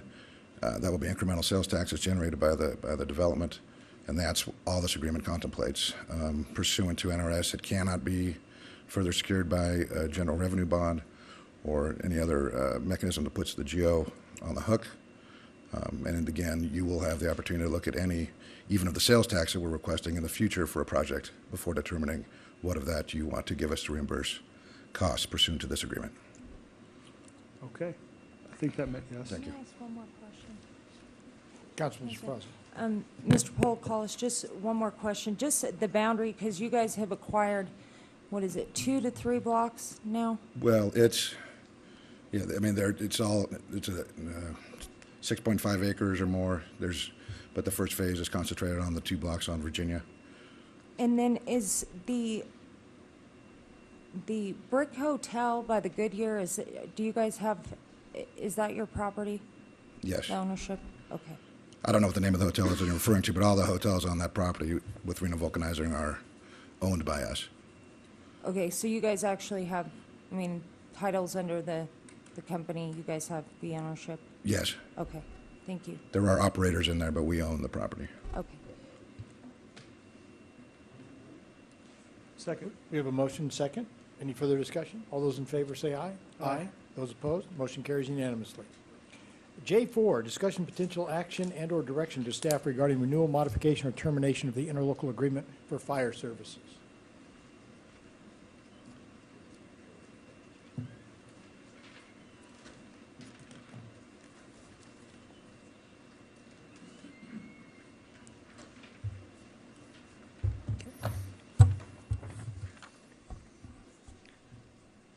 For the record, Mike Hernandez, Reno Fire Chief, Mr. Vice Mayor, Mr. Manager, members of the council. You have before you staff report agendized as J4. It's an extensive staff report that speaks to the current status of the interlocal agreement between the City of Reno and the Truckee Meadows Fire Protection District. As you know, City Council and Washoe County Board of Fire Commissioners are considering renewal, modification, and possible termination of the interlocal agreement for fire services and consolidation. Pursuant to council direction, staff is presenting some background information applicable to that decision, and we are seeking guidance. You just received an addendum that is a spreadsheet that was generated by the district's financial consultant that demonstrates the fiscal savings beginning in fiscal year 2000, ending in fiscal year 09. For your consideration as well. At the May 23rd, 2011 Joint Fire Advisory Board meeting, the Joint Fire Advisory Board was presented with both, actually all of the articles that had been reviewed and that were in consensus, as well as articles that were not in agreement with. And at that time, it was the intent of the Joint Fire Advisory Board was to seek direction from the board to staff to seek resolution on those items that were not in consensus at that time. We've made some significant progress on agreements. However, there are 4 primary areas that Reno staff and county staff could not reach consensus on. At that Joint Fire Advisory Board, the Board of Fire Commissioners elected to take both sides, both opinions, both the Reno side and the Washoe County side, back to the Board of Fire Commissioners for discussion. The following day at the Board of Fire Commissioners meeting, they directed staff to continue working on resolutions on the articles that were in dispute or not in consensus, and they would come back at their June 14th meeting for a final decision. The articles that are we are not in consensus on specifically are Article 3, which speaks to staffing of Reno or Truckee Meadows fire stations. Article 4 concerns workers' compensation, things such as the buyout and what would be covered under some presumptive language with respect to workers' compensation. Article 7, the city is requesting that the county join the city in their risk reduction program. And lastly, Article 11, there's some language regarding liability and risk. And more specifically, there is a credit that involves annexation that is given back to the county at the time that the city of Reno annexes Truckee Meadows or county property. At this time, staff is seeking direction regarding any compromises that may be generated or ultimately direction regarding the interlocal itself. This has been a long, exhaustive process. From my perspective, I want to thank City Legal, Sue Schlurf, her office, Michelle Hobbs in finance within the Reno side of the fence, Rob Boney, that we have had some countless meetings and have discussed some very complex issues. And as mentioned, we have made some significant progress. However, there are some issues that we cannot reach consensus on, and we are seeking guidance at this time from the City Council. I've asked most of the members of the team to step up in case there are questions specific to the interlocal agreement, and with that, I will turn it over to you, Mr. Mayor. Thank you, Chief. Councilman Zadra? You know, just get a glance at this, Dave, and tell me if I'm on or off base here. At this handout that we just got, it said that it looks like the county's saving more money than the city is. Yeah, I wanted to ask, this sheet you gave came from the county's financial data. That's correct. This was generated by Mary Walker. So they pay approximately what percentage of the budget for fire? 28? Roughly. And I just looked at 08, 09, they get 64% of the savings. And part of that savings, does that include the annexation areas, the 800,000? Would that be, so they get an additional $800,000 a year? That would swing that really 1.6 million, because we would get the 800,000 and they would lose the 800,000. Right. For the record, Michelle Hobbs, Reno Fire Department. The chief was absolutely correct. This is from the district's financial consultant. We all know we've both saved money on this interlocal agreement, the district and the city. There are some questions regarding some of the district's calculations in here. We've not had the opportunity to sit down with the district and really go through the savings, but you're exactly correct. They have saved quite a bit of money also. And part of the issue is we're trying to get them to help pay for some of the costs that we found out later on after the thing's done, that we want to true these things up. And so we're not trying to bankrupt them or anything else. They're still making more. Absolutely. With our actual cost methodology moving forward, we'll actually tie real costs back to this contract. They won't be paying a flat percentage. It'll be based on how we looked at each of the divisions, how we should proportionally share those, staffing, training, fleet, all of those, as well as we went through all the articles of the contract and determined those items that we went back over the years of how we'd been doing for 10 years and going through a true actual cost methodology and fair and equitable, those changes like payment for Truckee Meadows retiree group insurance, payouts for Truckee Meadows employees for sick and vacation, those types of things that we are moving forward in a more fair and equitable model. Now, all these things that happen, if we were to undo this, would we still, we wouldn't lose 3.2 million, would we? Because we still have the fire chief. We would lose maybe 24% of that? We would lose their participation to the fire department's consolidated budget, roughly $11 to $12 million. What we had talked about last week was the general fund participation for the fire department is roughly $30 million. That would be what we would design Reno Fire Department to be, $30 million, provide those support services. And we could give for the same service we're giving now for that same amount of money, and we'd get our annexation money and all that stuff. We would not be giving back an annexation credit, correct? And just to be clear, and I'll make this as an editorial statement, every person that I've heard, including the letters to the editor, who say that Reno's making money off of this deal, A, they haven't seen this, but they don't live in the Washoe County District. They live in the Sierra Fire Forest District. The lady, I think the other day, there was a letter to the editor, she was in the Galena area, What these people want to do is they want the county to disband this so they can suck up money from Truckee Meadows. That's exactly what's going on. So most of the opinion you hear from people who want to disband this are people from the Sierra Firefront District, and I don't think there's many people here. But I think that the city of Reno, we have to take a stand now and say we've got to get our due compensation so we can continue carrying out the services here. And I think that we should take all of our staff recommendations forward to the county. I think they changed their meeting date. Now they're going to meet next Tuesday and say this is what we can agree to for an extension. If not, we'll cancel the contract. Or if they can't be agreed to, they're the ones that initiate the cancellation, right? Or either party. Well, the issue is if one side or the other, we just say we'll keep it the way it is, we stand to lose a lot of money now by continuing this on. So they might just say, well, we'll just continue it the way it is. But we've identified problems where we're being shortchanged. And I mean, you can see here, the savings are 64% to them. And again, we're not trying to bankrupt, we're just trying to be fair here. And I understand why they wouldn't want to give up money. I wouldn't either. But I think the fairness issue is here.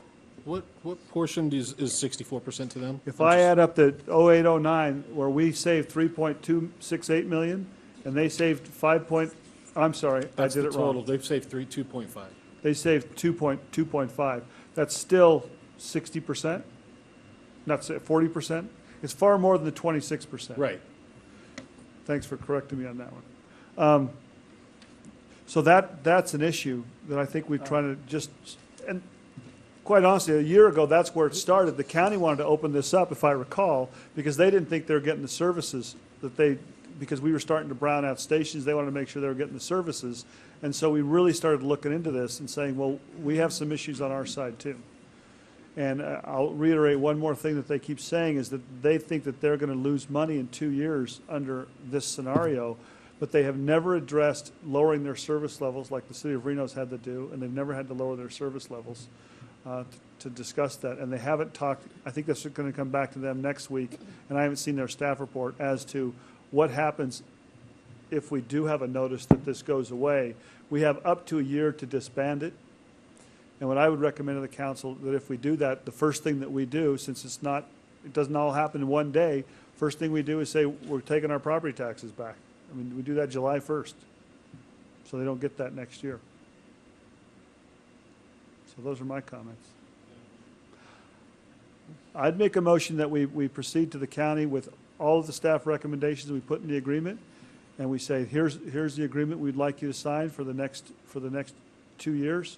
We've put in some things I think that they had discussed. We would have quarterly meetings with them to talk about fire operations.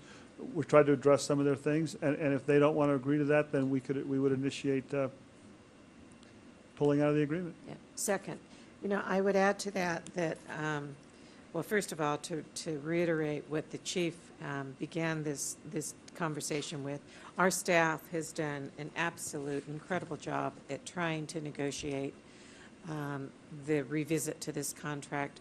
Dave, I think we've been working on it for, well over a year, probably a year and a half for sure.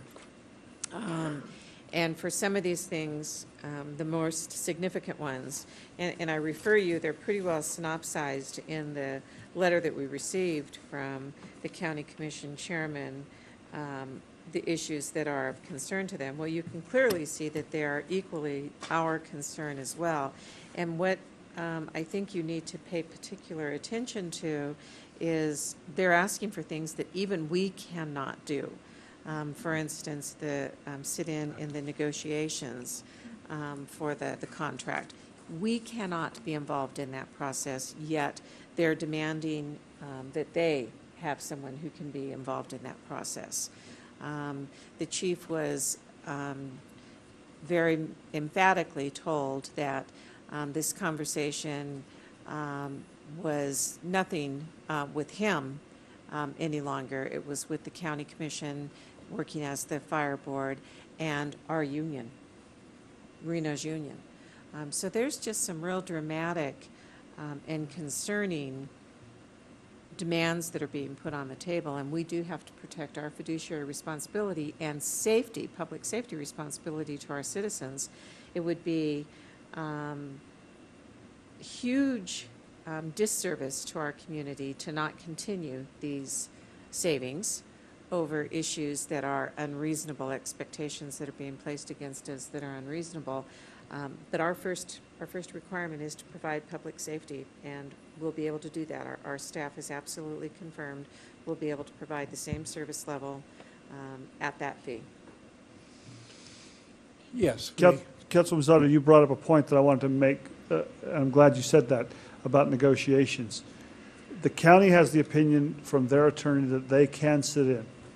Our attorneys have the opinion that they cannot sit in.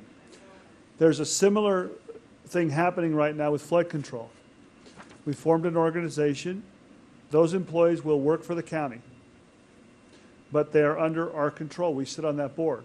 So what I would posit to the county commission is we should be allowed to sit in on their negotiations with the county workers, because we will be overseeing some of those county workers and not have any discussion about how much they get paid as part of the flood control.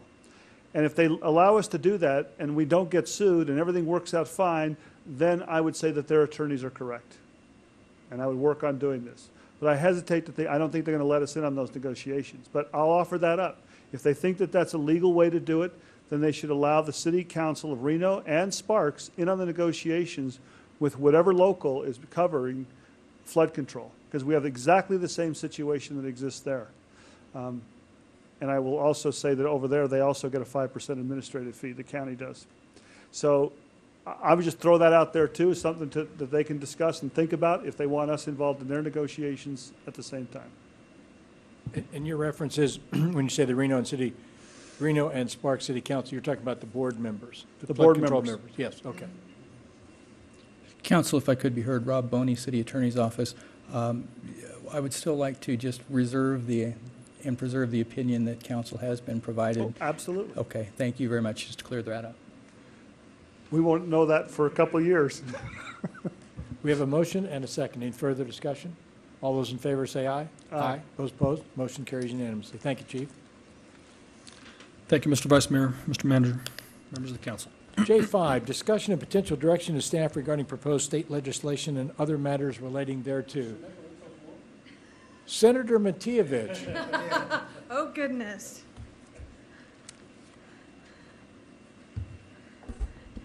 Good afternoon, Mr. Vice Mayor, members of the council, interim city manager. For the record, I'm Cadence Matievich, Legislative Relations Program Manager, and I am here with what will be a summary update today. I will bring a full comprehensive report back to the council at the June 22nd meeting, but being that we're just one day after the session has concluded, we have not yet had an opportunity to review and prepare everything for your consideration.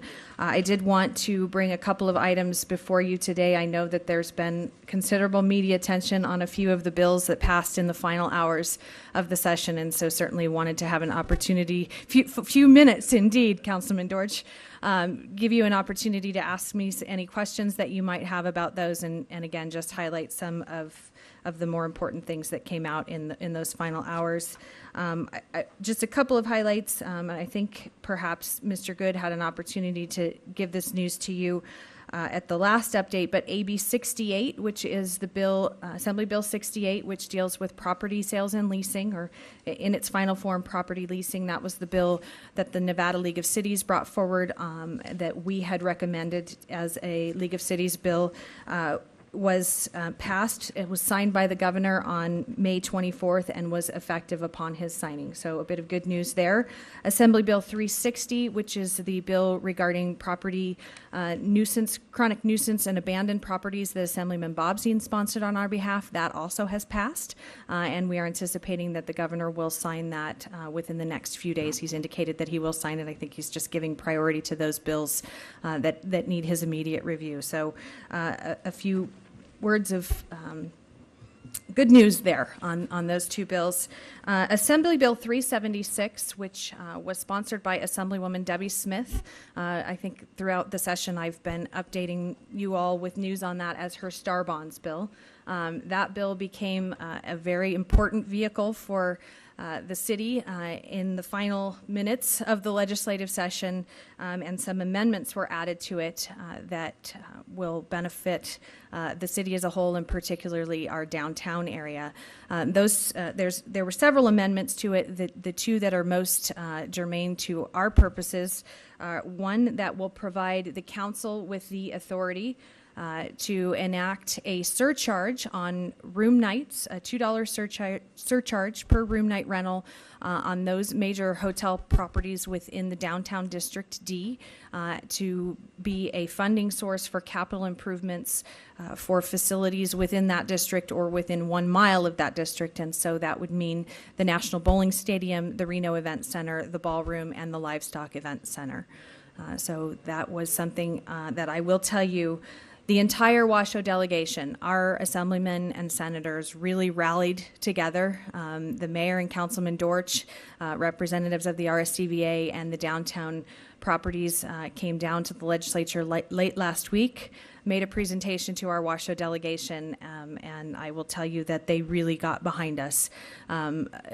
Senator Kekeffer worked diligently on getting the language prepared. Assemblywoman Smith offered up her bill as a possible vehicle. That was a very important bill to her, and it was a risky thing to do, to let it continue on through the session. And Assemblyman Bobzien chaired the conference committee that heard those amendments and shepherded it through the process in the final hours. So certainly our delegation did us proud on this item. The other item that was added to that bill that pertains to us is a similar authority for the City Council to enact a surcharge, and I believe there's a maximum percentage in the bill. I think you have copies of the final conference committee report. The actual third reprint has not been available as of about 20 minutes ago. I think the LCB staff is still getting through those bills that passed in the final hours, but would allow this council to enact a surcharge on sales that take place at the baseball stadium, so ticket sales, concessions, things of that nature, as a funding mechanism for the stadium as well. So a bit of good news for us there. And I'd be pleased to answer any questions on that specific piece of legislation if there are any. Yes, Councilman Sferrazza. Yeah, Cadence, because the original BDR on this, just had a couple questions, if you know, I'm not sure, had set up this baseball commission, and the baseball owners could appoint 2 representatives and a county commissioner, 2 county commissioners and a city council member. Did that get exempted from the bill? So what, I mean, whose authority is it to approve the surcharge if we go that way? Does that go under the county? Does it come to the city of Reno? Councilwoman, that stadium authority was already in statute, and that stadium authority existed when the ordinance was created to create the baseball district. The makeup of that stadium authority was changed by this bill, and the new makeup, it previously was 1 member of the Board of County Commissioners. It is now 2. It was previously 1 member from the City Council. That is now 3. And also 2 persons appointed by the owner of the minor league baseball team that plays in the stadium. Okay, so I guess what my question is, though, who, in the legislation that passed, is it the authority that gets to make the decision regarding the surcharge, or is it this body here? The authority makes the recommendation to this council, and this council has the final authority to adopt or not adopt and to set that surcharge. Okay, so it is. And it takes a 2/3 vote. Yeah, that's what I was going to say on both of them, right? It's 2/3. Yes. So upon recommendation from the authority, and again, in one of the early drafts of this amendment, the makeup of that stadium authority was to be changed and changed a little differently. And we expressed to them that if it was this council, in fact, that was ultimately going to have that responsibility and authority, that perhaps we needed to have greater representation on that board. And so it is, in fact, 3 members from this body that will be in the makeup of that stadium authority. And then, Cadence, on the election bill, city council election bill, anything change in that bill? Yes, Councilwoman, the amendments that Mr. Good brought before you last time that would have changed for lack of a better way to phrase it, the order in which the changes were to be made. That amendment, the Assembly ultimately receded from that amendment, and so the bill passed in its original form. So the 6th Ward is not to be created before the next election? That is correct. So it's the at-large is up, and then if the voters choose? Correct. The at-large member will be reelected in 2012 at the same time that the ballot question. I think you're using that term incorrectly. Reelected. Okay, reelected. In 2012, at the same time that the language is on the ballot, if the answer to the ballot question is affirmative, there would be a member elected to represent the 6th Ward in the 2014 election. So that would, in effect, limit that term to a two-year term. And then beginning in 2014, the residents of the city would begin electing the members of the council by ward in both the primary and the general election. At this time, the bill has been sent to the governor. I don't believe that he has yet taken any action on it, so it is the bill has not been finally approved. We'll be watching closely to see if and when he signs it, or if perhaps there is a veto. The other bill that I believe the council had inquired about was Senate Bill 98, which pertains to collective bargaining. This was another bill that was passed in the final hours of the session, and really does two things.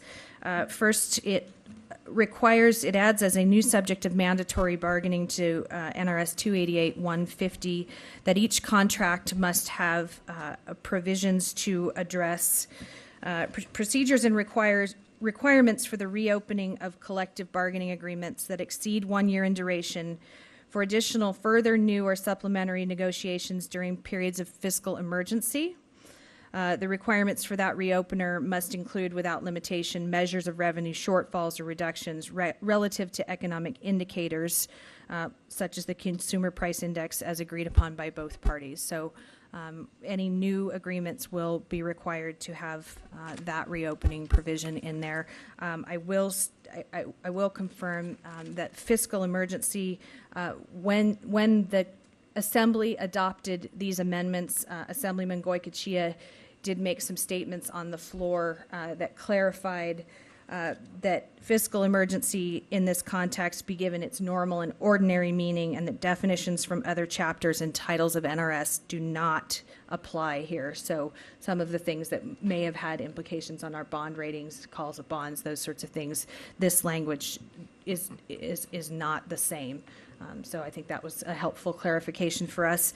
The other part of SB 98 that this does, it talks about supervisory employees, prohibits certain local government employees from being members of employee organizations, specifically doctors and physicians employed by local governments, attorneys employed in the civil divisions of local governments, and certain supervisory employees. And our legal staff is currently reviewing the bill text to see, based on our organizational structure, what the implications of this new statute would be for our organization.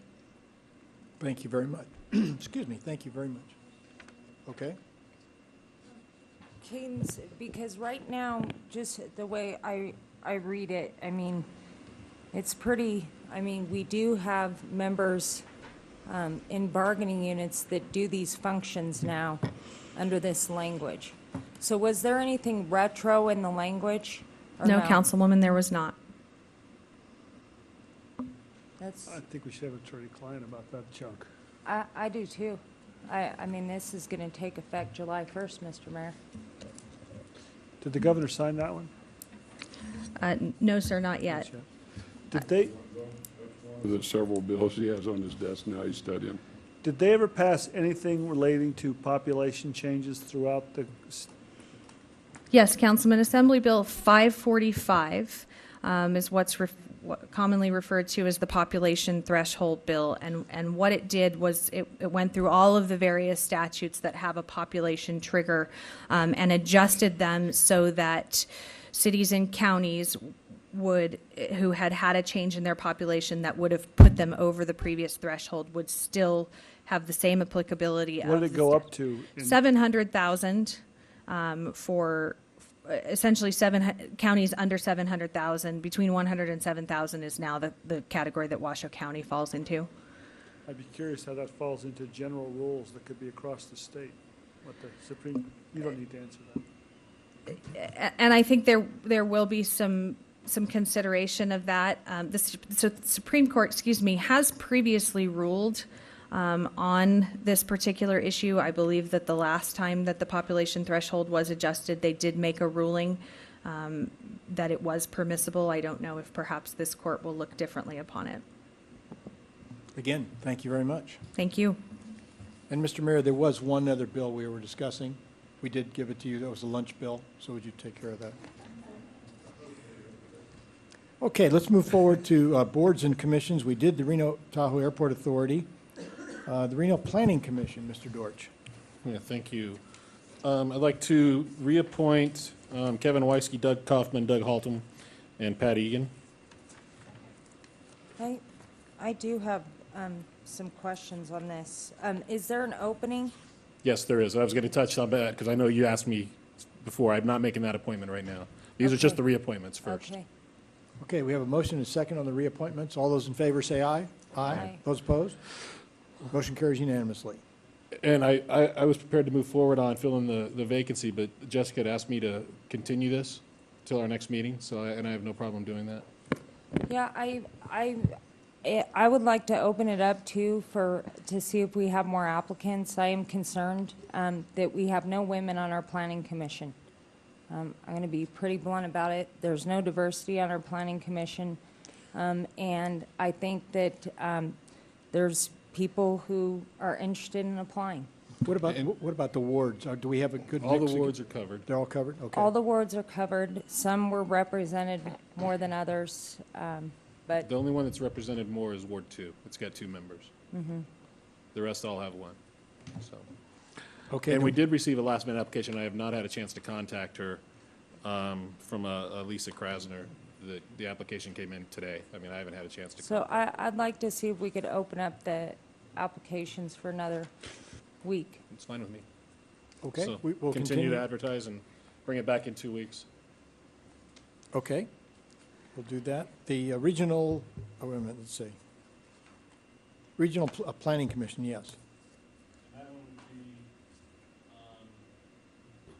I'll move that we appoint Jason Woosley. We have a motion and a second. Further discussion? And I guess we want to also, I'm sorry to amend that, they also would like to have Patrick Egan serve as an alternate. Okay, we've got a motion and a second. Any further discussion? All those in favor say aye. Those opposed, motion carries unanimously. We'll continue the Airport Noise Advisory Panel. I'm going to ask that, because there were 4 applicants listed, but I only had 3 resumes as of 11 o'clock this morning. I got the 4th one, so I'm going to continue this until the next meeting, because we won't have an advisory board meeting before that, and we'll make the selections then to Ward 1. All those in favor say aye. Aye. Those opposed, motion carries unanimously. Ward 5, Old Northwest.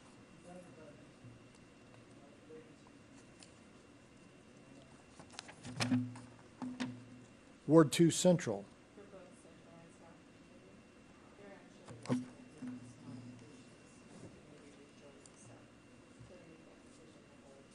Okay, thank you. Identification of future agenda items.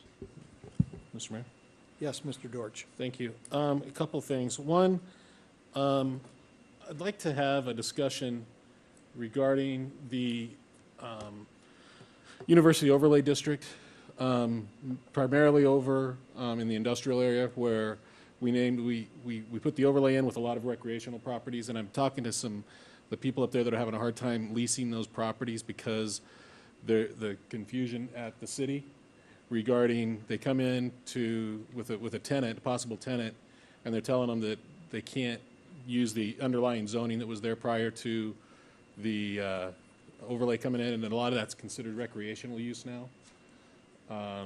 But I thought the intent was that we would keep the underlying zoning in place for those property owners.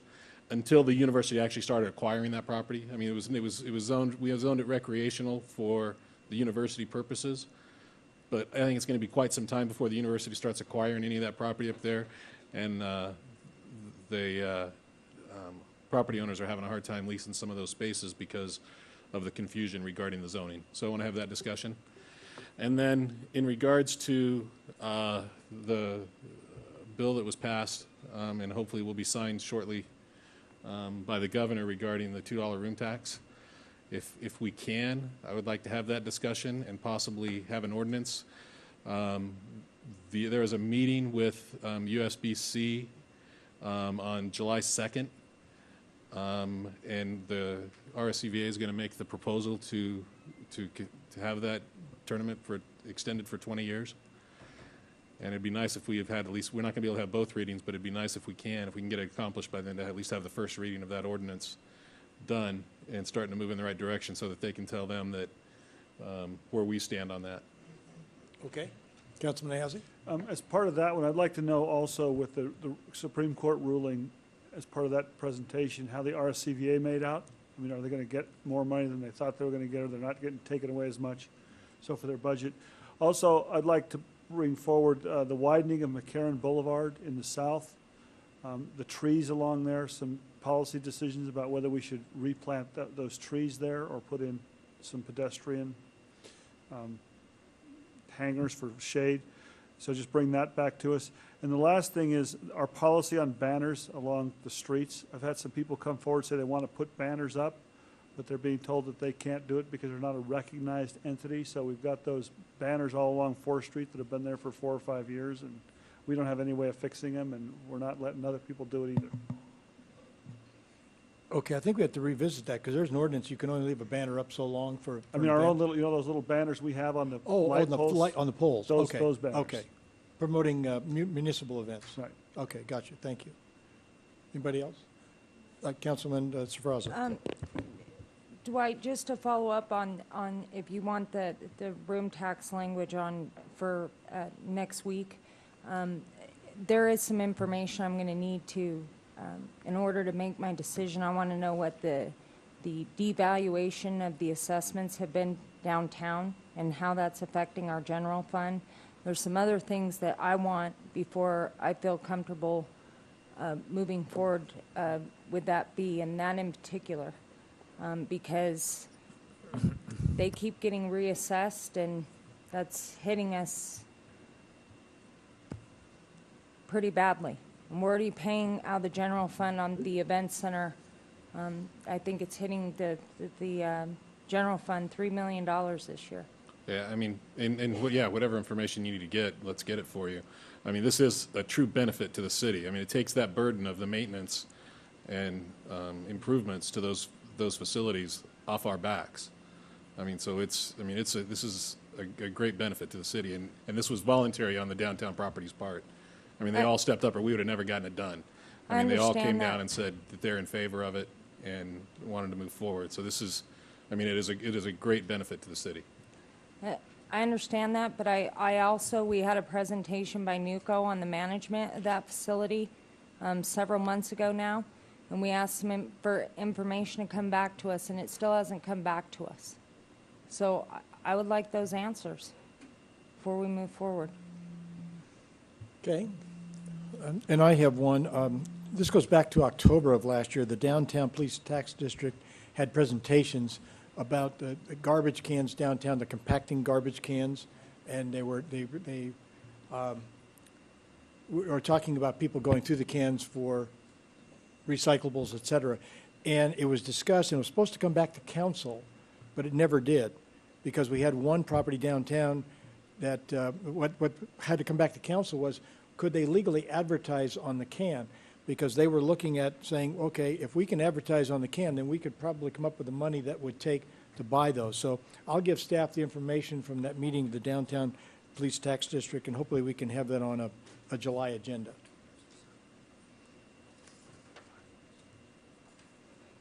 Okay, any liaison reports?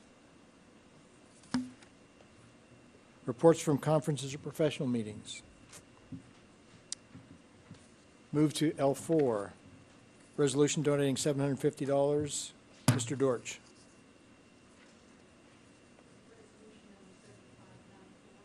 Your mic's not on. Oh, excuse me. Resolution number 7594, resolution donating $750 from council donation funds to North Valley Babe Ruth softball leagues to purchase new equipment to improve training and safety. Motion and second. All those in favor say aye. Aye. Those opposed, motion carries unanimously. L5. Staff report, resolution number 7595, resolution donating $500 from council donation funds to the Leg of Lamb 4-H Club to assist with expenses and operating costs of the 4-H Leg of Lamb shearing program. Motion and second. All those in favor say aye. Aye. Motion carries. L6. Second. All those in favor? Aye. Aye. Those opposed? Motion carries unanimously. L7. Motion to approve and second. All those in favor? Aye. Aye. Those opposed? Motion carries unanimously. L8. Resolution number 7596, resolution granting $5,000 from council donation funds to Brucka Theater for their continued efforts to provide quality and unique theater productions to the community. Move to adopt. Second. Motion and second. All those in favor say aye. Aye. Aye. Those opposed? Motion carries unanimously. L9.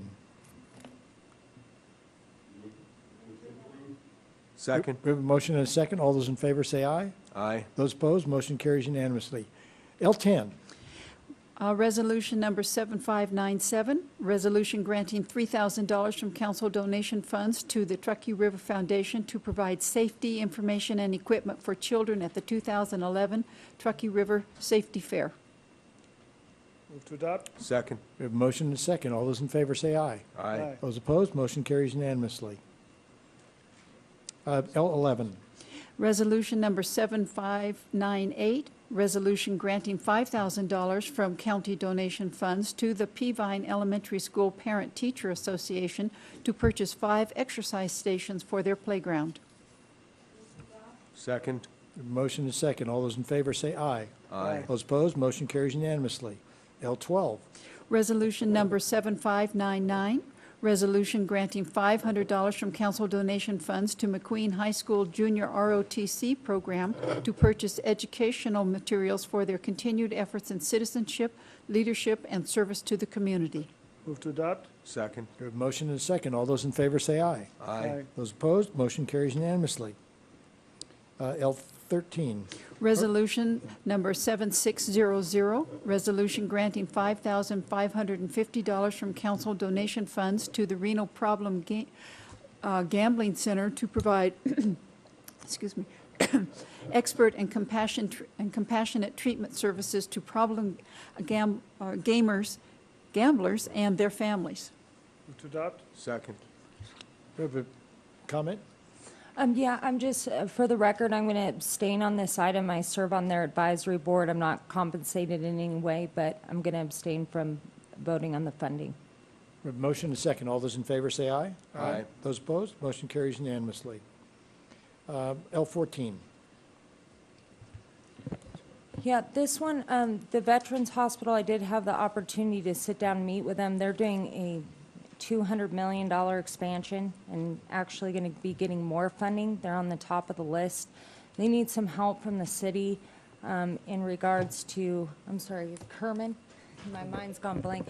Kerman, they're going to need an abandonment over in that area, which would have significant impacts, obviously, on the residential area surrounding, but I think it's a huge win for the community what they're doing over there, and would like staff to work with them now on that abandonment and do a study similar to what we did like in the Wells Avenue area and others to see how the traffic pattern changes, Mr. Mayor, over in that area. So I don't know if they're applying. I just want to be able to help them out with their plans and get things moving for them. With more than 2 hours of staff time is what you're asking? Correct. Okay.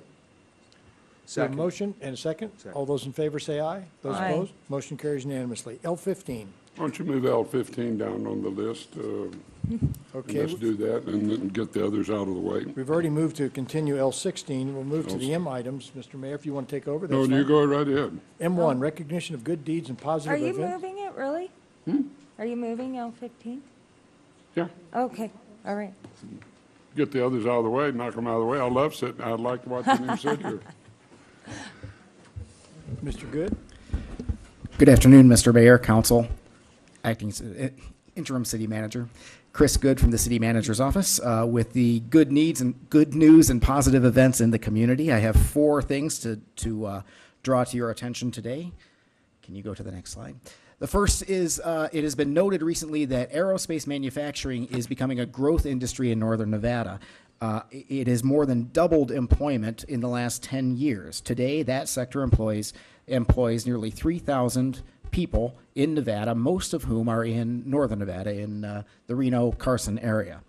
Exports of aerospace equipment made in Nevada have grown 5-fold in the last 15 years. That's over $100 million a year exported out of Nevada to other locations. So it's a growth industry. It has been noted as such by the Aerospace Industries Association.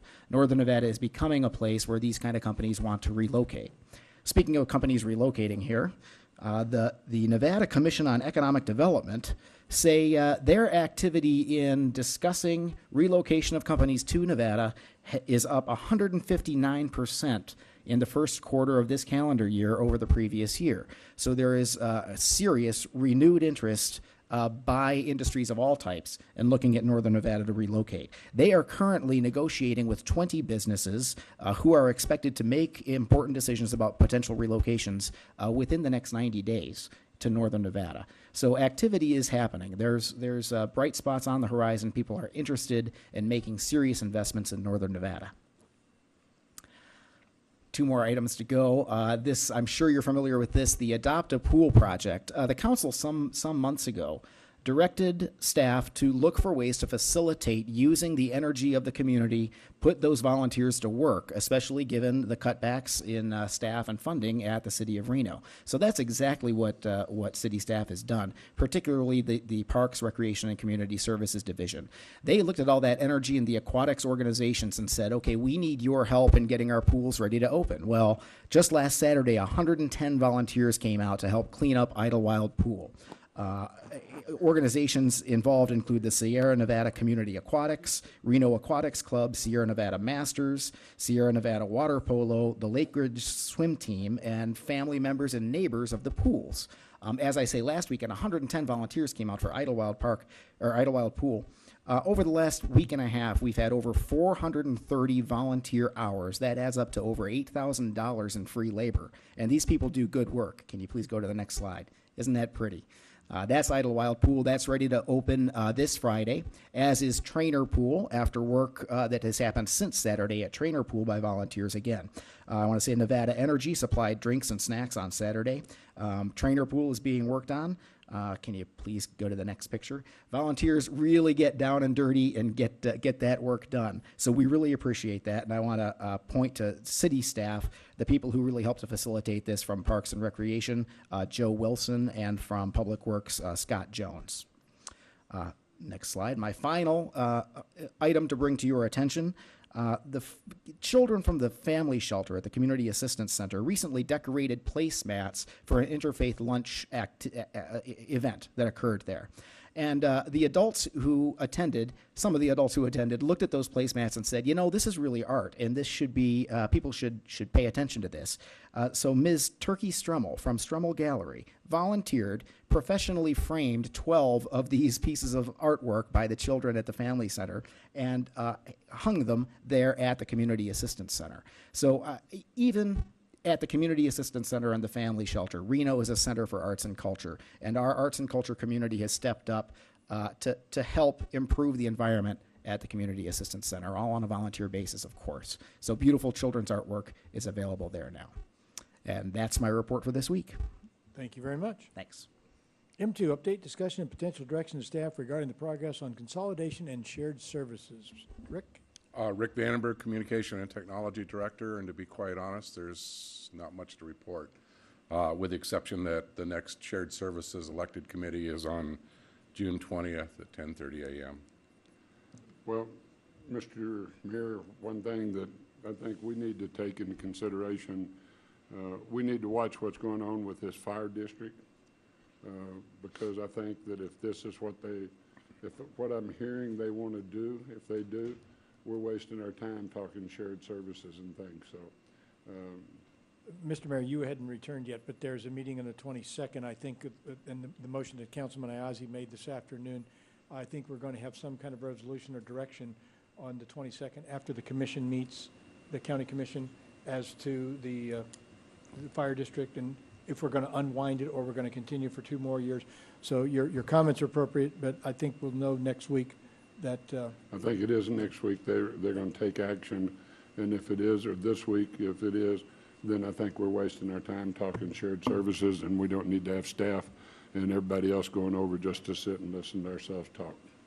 Well, I think we will know what direction that foot is going forward or backward next week. Well, it's got to be a better deal. I mean, somewhere or another, when you save $20+ million, we save $15+ million, and it's a bad deal. No, we need to sit down and talk about having one regional wise or whatever it is. But if we're going to just talk about doing things and then all of a sudden we want to pull out of them because somebody's got a burr in their saddle, I'd just soon our staff quit wasting time doing it.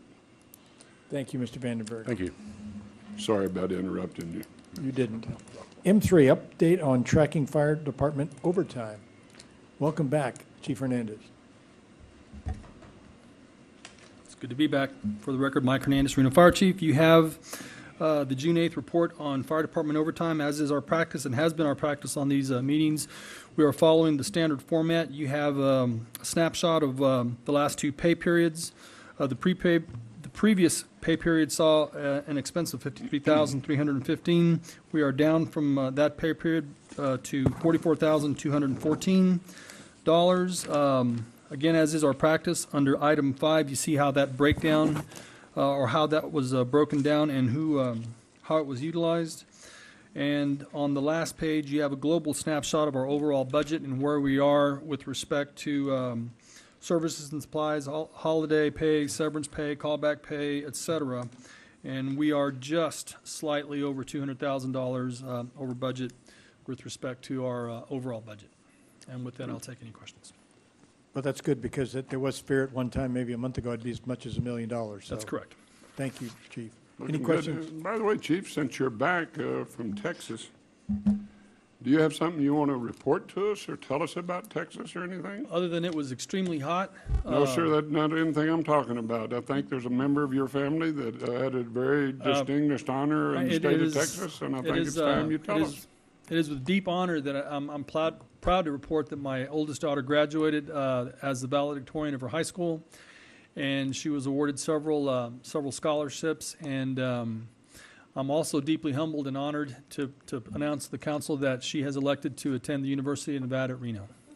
And she's turning down the University of Texas, Texas A&M, and other schools, Texas Tech. It was a bitter pill, Mr. Mayor, but she has elected not to attend Texas A&M University. That's correct. Before you leave, I still know some of the Rangers down there. We got to have a conversation with her. I anticipate my family being here next week. So. That's right. Well, congratulations, sir. Okay, Mr. Mayor, Councilman Sfraz has returned, and I didn't mention this in the good news portion, but for her ward at that ugly property she has that abuts Ward 1 at the junction of South Virginia and St. Lawrence Street. I don't know if she knows about this or not, but they're supposed to be pushing dirt. I drove by today on the way to council just to see if they were doing it this week. It's happening very soon, so that's going to be transformed into a shopping center. The other thing you might want to know, on my side of the street, the Coca-Boom people have asked to be released from their lease in 60 days. I did meet with them. They're on to other ventures, so I think that's great news. So, Mr. Mayor, before we go further, I'd like to get a report under next meeting. Is this on future agenda items? Yes, sir. I'm sorry, we passed that up a long time ago. I know you did, and I'd like to go back to it just 1 second. Okay. I would like to have a report on the property down here by the baseball stadium where they were doing parking, the Gaffantini property down at the end of the street here. Oh, yes, okay. Because it's overgrown with weeds and everything. I'd also like to get a report on the motels up here that they've bought, and they've got chain link fences around them, and they're boarded up and stuff. And I think we need to either tell them to open them up or tear them down, one or the other. It's a disgrace to our city, so we need to have a notice put out to them and let code enforcement turn the heat up. I was going to say, you want to get that word to Mr. Woodley then? Yes, sir. Thank you. At your request, we moved item L15 to the end of the agenda, Mr. Mayor. L16? Yes. Is it- Discussion and potential direction to staff regarding reopening the franchise agreement with Waste Management. Yeah, I just put this on the agenda, Mr. Mayor, quickly, because in order to move anything along, I'm not saying we're going to change the franchise, but my understanding, reading the franchise, we have to have both parties agree to even look at it. So to move this thing forward, that would be my motion. And Greg, you're here, and I had met with you. I'm assuming that your position's still the same. You guys are willing to, if you could come up.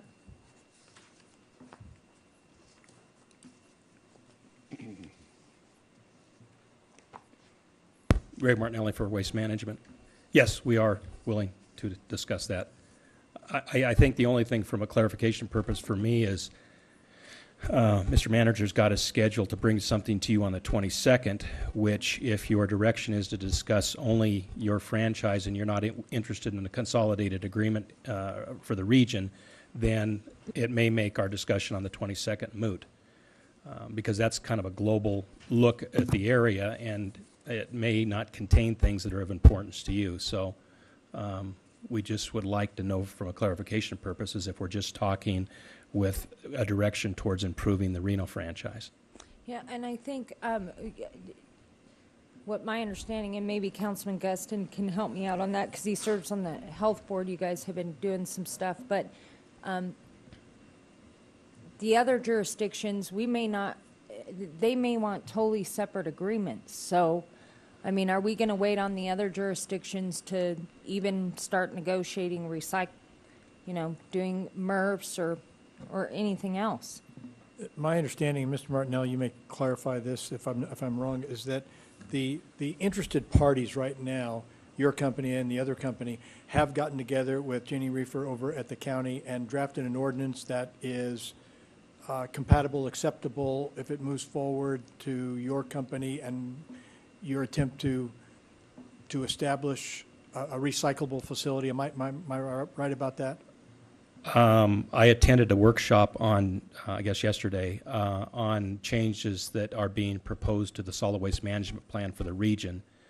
And there's several clarifications that are being made on that. So, but I don't believe there's been any agreement on anything. There's still a lot of back and forth occurring.